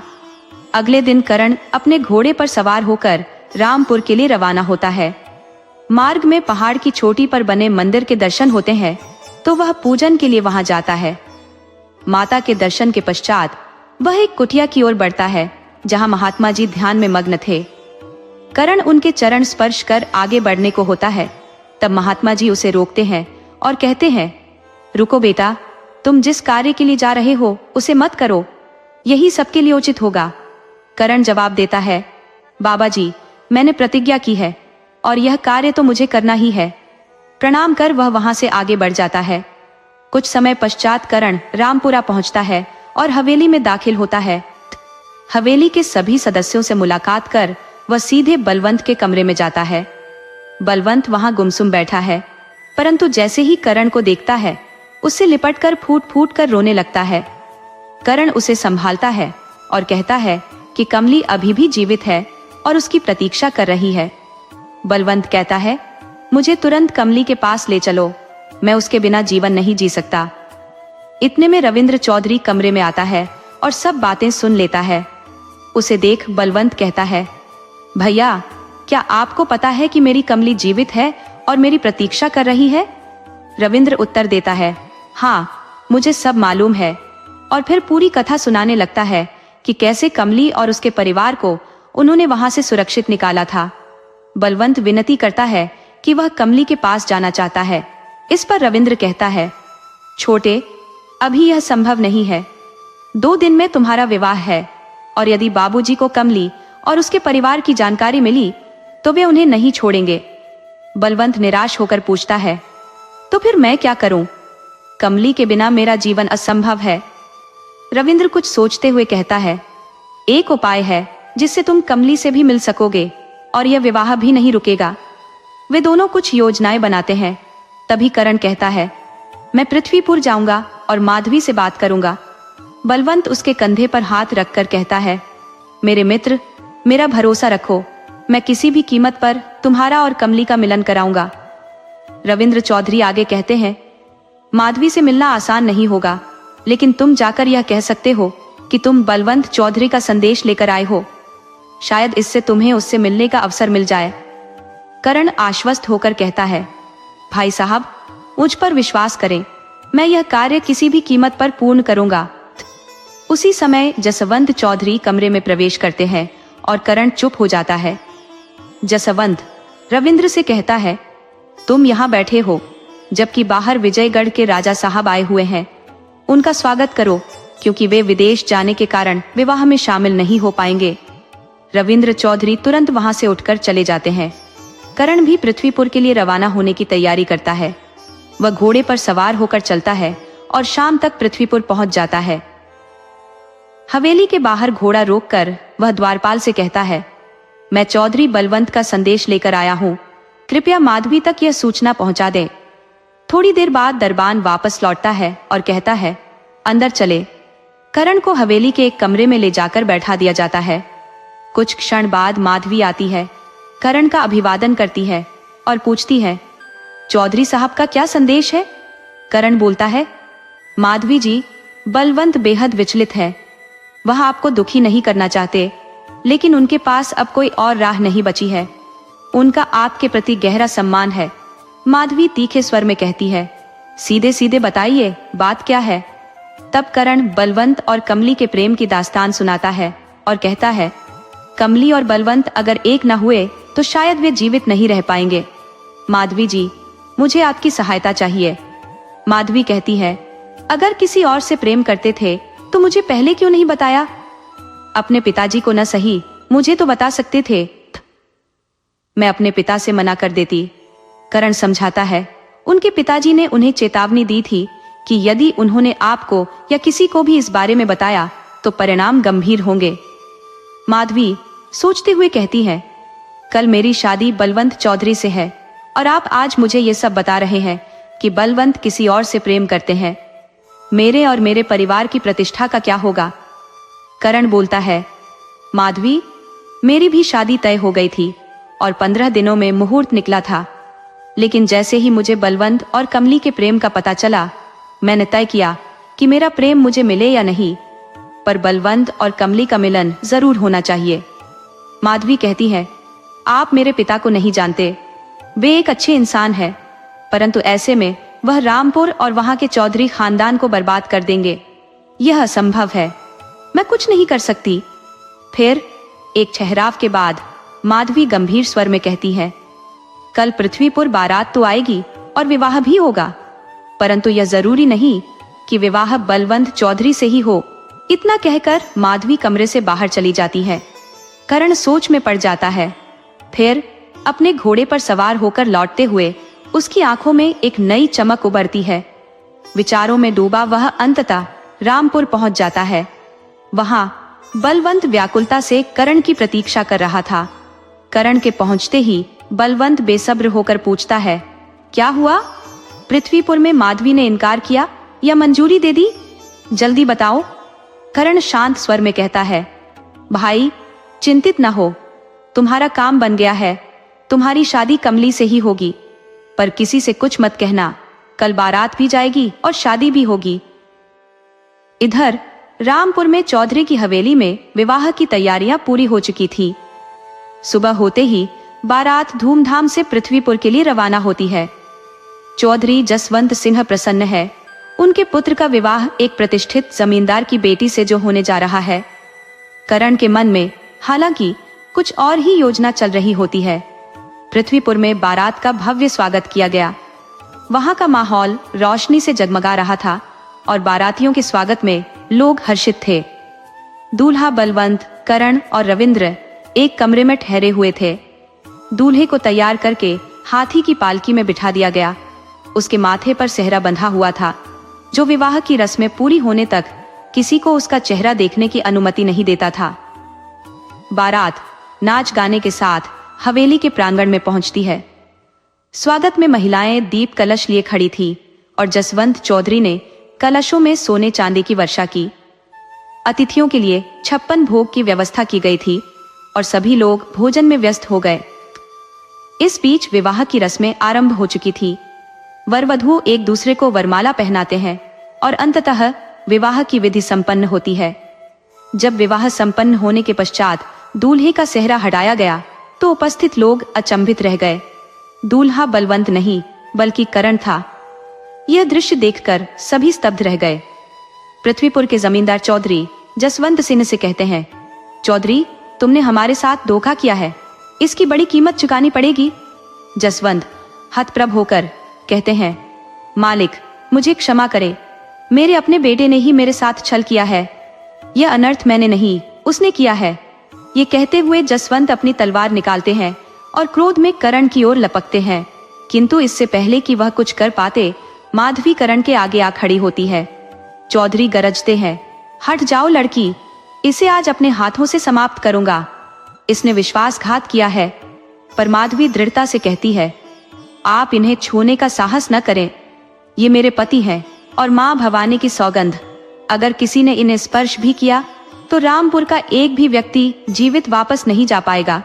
इस दृढ़ घोषणा के साथ ही बारात पृथ्वीपुर से वापस लौट जाती है। पृथ्वीपुर के जमींदार, उनकी पत्नी, माँ और माधवी एक ओर बैठे थे। माधवी गहरी सांस लेते हुए कहती है, पिताजी, मुझे क्षमा कर दीजिए। मेरी शादी मेरी अपनी पसंद से हो चुकी है।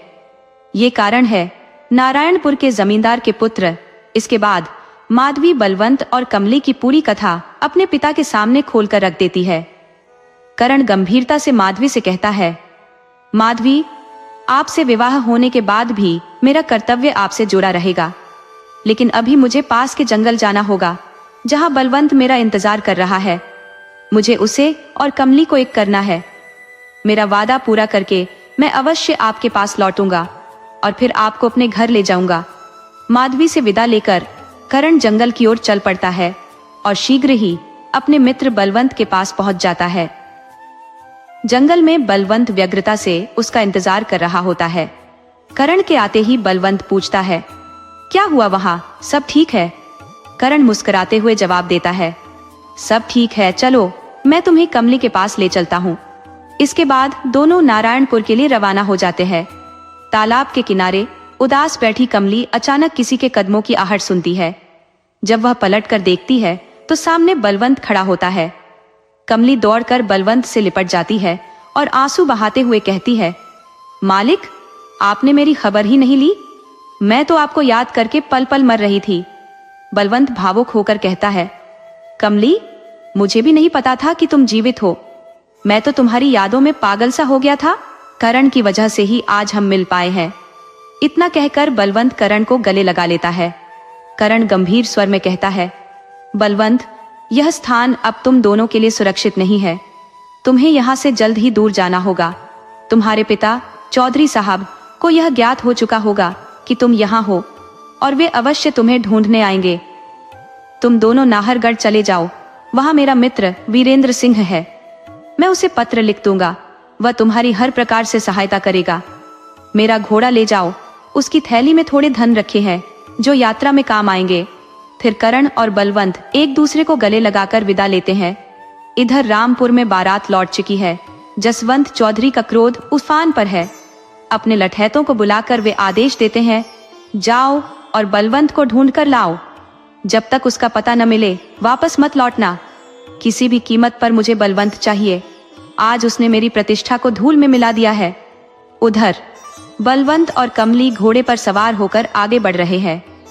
एक दूसरे के साथ रहते हुए उन्हें ऐसा प्रतीत हो रहा था मानो समस्त संसार की खुशियां उनके हाथ आ गई हों। दिन भर के थकाऊ सफर के पश्चात रात्रि में बलवंत और कमली एक गांव के मुखिया के घर पहुंचते हैं। मुखिया तुरंत बलवंत को पहचान लेता है क्योंकि वह जसवंत चौधरी का घनिष्ठ मित्र है और बलवंत की शादी में भी उपस्थित था। उसे बलवंत के लापता होने और माधवी की शादी करण से होने की घटना मालूम थी। मुखिया स्वागत करते हुए बलवंत और कमली को अपने घर में ठहराता है और उनकी आवभगत में कोई कसर नहीं छोड़ता। वह अपने व्यवहार में तनिक भी संदेह उत्पन्न नहीं होने देता कि वह जसवंत चौधरी का निकटस्थ है, लेकिन गुपचुप तरीके से अपने एक आदमी को रामपुर भेज देता है ताकि जसवंत चौधरी को इस बात की खबर दी जा सके। अगली सुबह जब बलवंत और कमली यात्रा के लिए पुनः तैयार होते हैं तो मुखिया उन्हें रोकते हुए कहता है, आज हमारे यहाँ बालक का जन्म उत्सव है, कृपया आज और ठहर जाइए, कल प्रस्थान कर लेना। बलवंत और कमली इस चालाकी से अनजान थे और रुकने के लिए तैयार हो जाते हैं। मुखिया अपने बेटे से कहता है, इन लोगों को पास के शिव मंदिर में दर्शन कराकर लाओ। वे सुबह का नाश्ता कर मंदिर की ओर रवाना होते हैं और दर्शन उपरांत शाम तक लौट आते हैं। लौटते समय मुखिया के घर के बाहर बंधा एक घोड़ा उन्हें जाना पहचाना प्रतीत होता है। जैसे ही बलवंत, कमली और मुखिया का पुत्र घर की ओर बढ़ते हैं, वे देखते हैं कि वहां चौधरी जसवंत और उसके साथ 7,810 घुड़सवार मौजूद हैं। स्थिति की गंभीरता को समझते हुए बलवंत त्वरित निर्णय लेता है।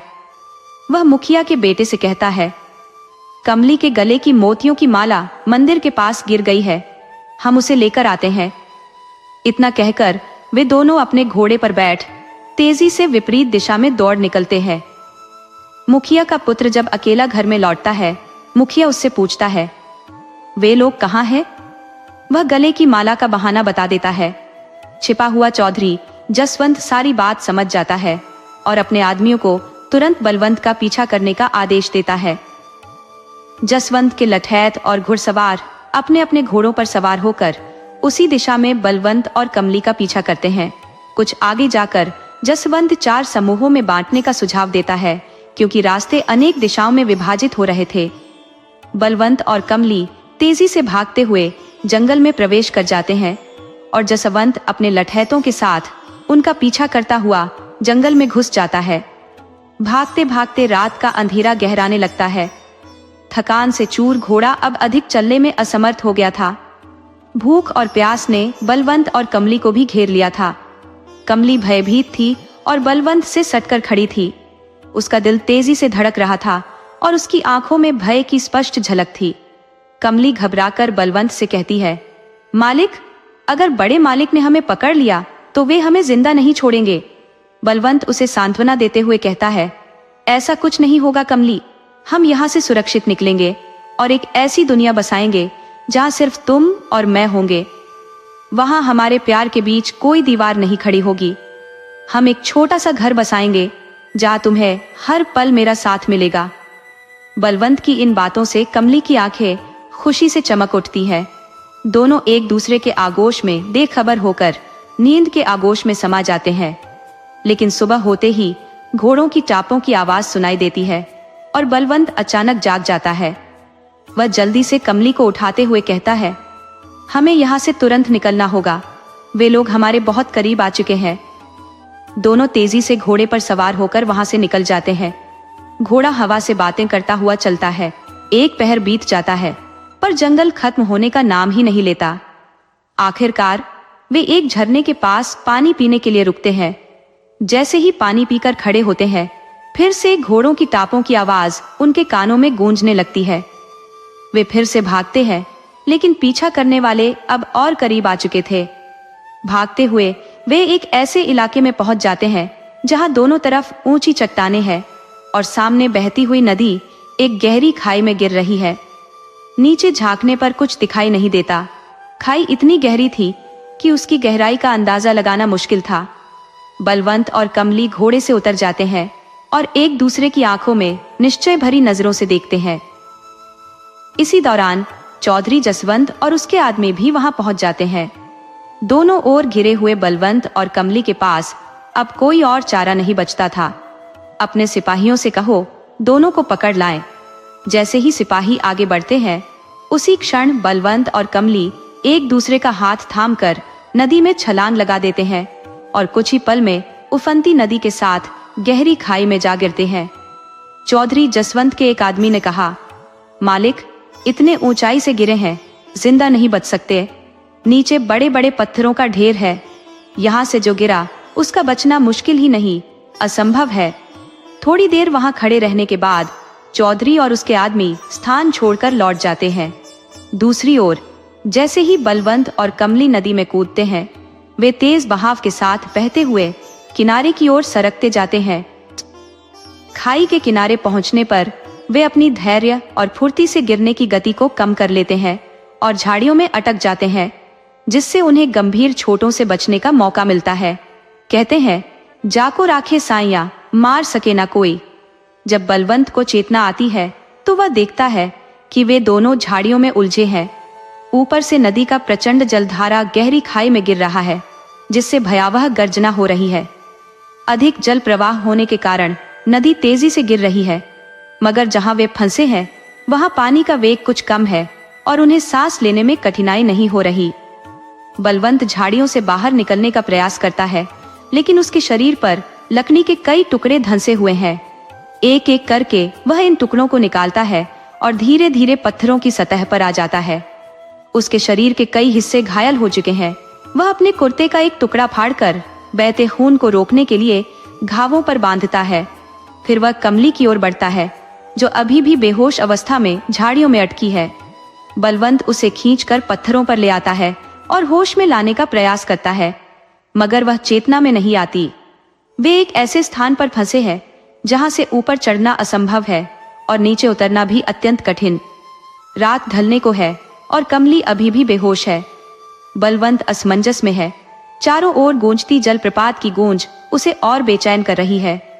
कमली का सिर अपनी गोद में रखते हुए वह उसे होश में लाने की कोशिश करता है, मगर वह नहीं जागती। धीरे धीरे बलवंत की पलकें भारी होने लगती हैं और वह गहरी नींद में चला जाता है। जब उसकी आंख खुलती है तो वह देखता है कि कमली को होश आ रहा है। कमली धीमी आवाज में पूछती है, हम कहाँ हैं मालिक? वह उठने की कोशिश करती है, लेकिन दर्द के मारे हिल भी नहीं पाती। घबराकर वह चारों ओर देखती है और पूछती है, हम किस जगह फंसे हैं मालिक? बलवंत उसे दिलासा देता है, घबराओ मत, हम सुरक्षित हैं। बस थोड़ी ऊंचाई पर अटके हैं, यहाँ से निकलने का कोई ना कोई उपाय मिल जाएगा। फिर वह पास के एक पेड़ से लंबी बेलों को काटकर एक रस्सी बनाता है और उसे कसकर मजबूत करता है, ताकि वे इस कठिनाई से बाहर निकल सके। बलवंत पास की एक झाड़ी से रस्सी बांधता है और फिर कमली को अपनी कमर से सहारा देते हुए धीरे धीरे नीचे उतारता है। उसके बाद वह स्वयं भी नीचे उतर आता है। नीचे पहुंचकर वे जंगल में लगे पेड़ों से फल तोड़कर अपनी भूख शांत करते हैं। उस क्षण कमली उदास होकर कहती है, मालिक, मेरे कारण आपको कितना कष्ट उठाना पड़ा। आप एक प्रतिष्ठित परिवार से हैं, फिर भी मुझसे प्रेम क्यों किया? आपकी जिंदगी पहले कितनी सरल थी और अब मेरे कारण आप दर दर भटक रहे हैं। बलवंत उसे सांत्वना देते हुए कहता है, ऐसा मत कहो कमली, तुम ही मेरे जीवन की सार्थकता हो। तुम्हारे बिना तो अब एक क्षण भी जीना असंभव है। मेरी जिंदगी अब तुमसे शुरू होकर तुम ही पर समाप्त होगी। इसी तरह बातें करते हुए दोनों आगे बढ़ते हैं। अचानक उन्हें दूर एक गांव नजर आता है और उनके चेहरे पर राहत की मुस्कान उभर आती है। गांव में पहुंचकर वे एक ठिकाने पर ठहरते हैं और स्थानीय वैद्य से अपने घावों का उपचार करवाते हैं। कुछ दिन विश्राम के बाद स्वस्थ होकर वे वहां के लोगों से विदा लेकर नाहरगढ़ की ओर प्रस्थान करते हैं। कमली और बलवंत दोनों अत्यंत प्रसन्न हैं और खुशी खुशी यात्रा पर आगे बढ़ते हैं। नाहरगढ़ के समीप पहुंचते ही वे एक गांव के पास एक विशाल मेला देखते हैं। कमली प्रसन्न होकर कहती है, मालिक, मुझे मेला घूमना है। बलवंत उसे मेले में ले आता है। वहां अनेक दुकानें सजी हुई हैं। कई जगहों पर चूड़ियां, कपड़े, मिठाइयां और बर्तनों की दुकानें लगी हैं। कहीं नाटक नौटंकी चल रही है तो कहीं झूले लगे हुए हैं। मेले में घूमते घूमते जब वे थक जाते हैं तो एक झूले के पास खड़े होकर विश्राम करते हैं। तभी कमली देखती है कि एक छोटा बच्चा झूले से लटक रहा है और गिरने वाला है। वह घबरा कर कहती है, मालिक, वो बच्चा गिर जाएगा। बलवंत तुरंत स्थिति को समझते हुए झूले के नीचे पहुंचता है। बच्चा जैसे ही गिरता है, बलवंत उसे हवा में ही लपक लेता है। यह दृश्य देखकर भीड़ में खड़े लोग हैरान रह जाते हैं और वहां पर भीड़ जमा हो जाती है। बच्चे की मां दौड़कर आती है, अपने बच्चे को बलवंत से लेकर कहती है, आपने हम पर बहुत बड़ा उपकार किया है, हम इस एहसान को कभी नहीं भूलेंगे। हम नाहरगढ़ के ठाकुर साहब के परिवार से हैं, कृपया हमारे साथ चले और हमें आपकी सेवा का अवसर दे। बलवंत कमली की ओर देखता है और वह इशारे में सहमति दे देती है। वे लोग उस महिला के साथ चलने के लिए तैयार हो जाते हैं। रास्ते में महिला अपना परिचय देती है, मैं ठाकुर रत्न सिंह की पत्नी मनोरमा हूँ। और बलवंत व कमली से उनके बारे में पूछती है। बलवंत उत्तर देता है, हम परदेशी हैं, ये मेरी प्रेमिका कमली है। हमारे रिश्ते को हमारे परिवार ने अस्वीकार कर दिया, इसलिए हम यहाँ भागकर आए हैं। हमारी शादी को हमारे परिवार कभी स्वीकार नहीं करते, इसलिए हमने गांव छोड़ने का कठिन निर्णय लिया। ये सुनकर मनोरमा कहती है, आप लोग निश्चिंत रहिए, यहाँ आप पूरी तरह सुरक्षित हैं। मैं खुद आपकी शादी यहाँ संपन्न कराऊंगी। जब वे नाहरगढ़ पहुँचते हैं तो मनोरमा देवी हवेली में उनके ठहरने का इंतजाम करती है और ठाकुर रतन सिंह को सारी घटना बताती है। रतन सिंह भी उनकी सहायता के लिए आभार प्रकट करते हैं। कुछ समय बाद ठाकुर साहब विवाह की तिथि तय करवा लेते हैं। 4 दिन बाद कमली और बलवंत की शादी निर्धारित होती है। कमली असीम खुशी से भरी है, बलवंत से कहती है, मालिक, मैं इतनी प्रसन्न हूँ। हमारा सपना, जिसके लिए हमने इतना संघर्ष किया, वह अब साकार होने जा रहा है। हमने इसके लिए कितनी कठिनाइयां सहन की, परिवार से दूरी बनाई और न जाने क्या क्या झेला। 4 दिन बाद हम जीवन के अटूट बंधन में बंध जाएंगे, फिर कोई हमें अलग नहीं कर पाएगा।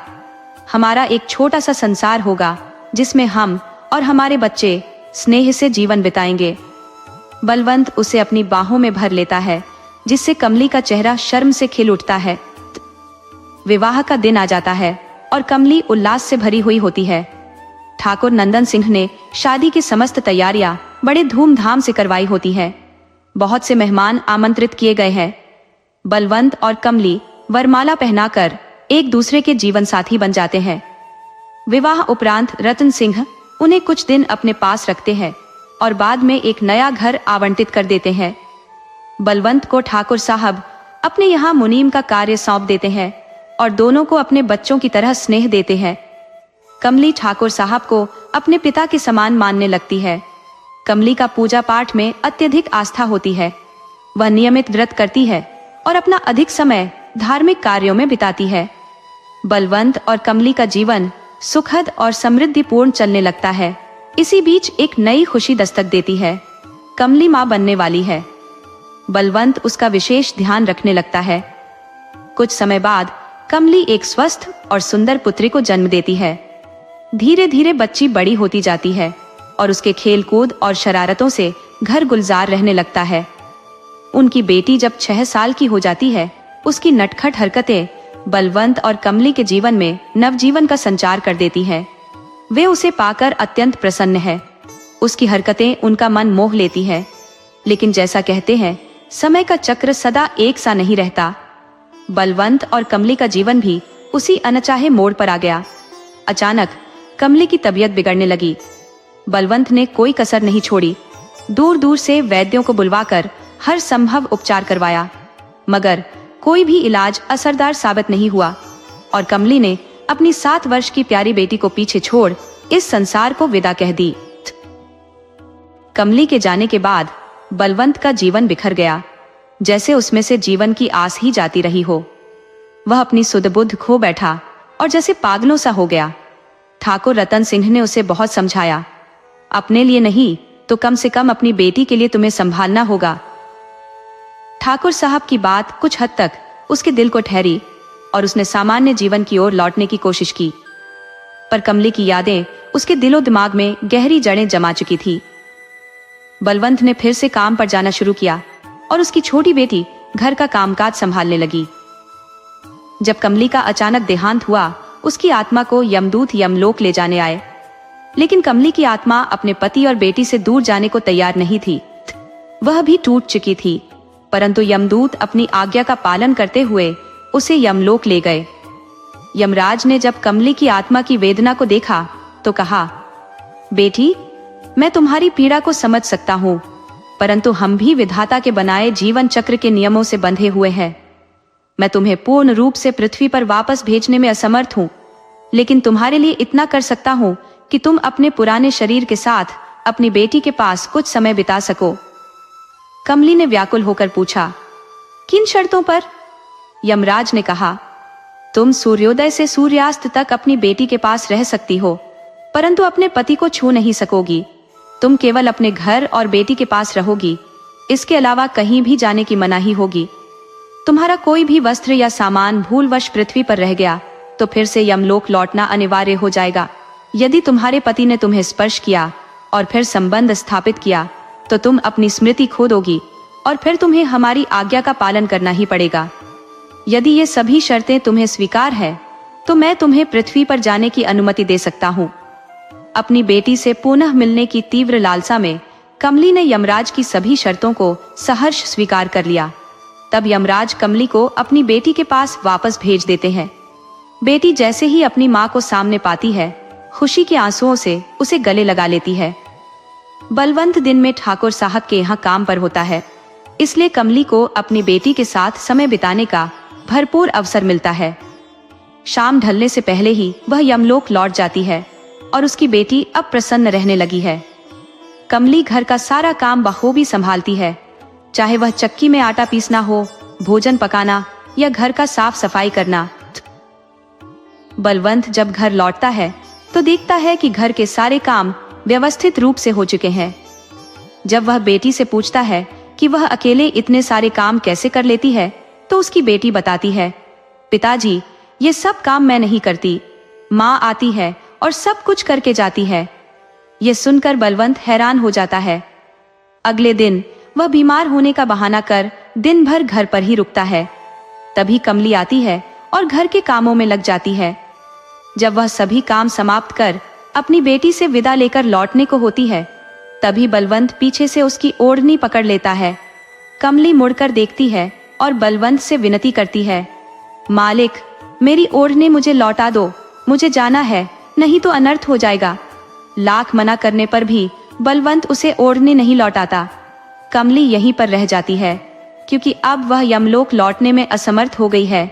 धीरे धीरे वे दोनों पुनः एक साथ रहने लगते हैं, जैसे पहले रहते थे, और कुछ समय बाद कमली एक स्वस्थ पुत्र को जन्म देती है। समय बीतता है और बेटा बड़ा हो जाता है। उसकी शादी का दिन भी आ जाता है।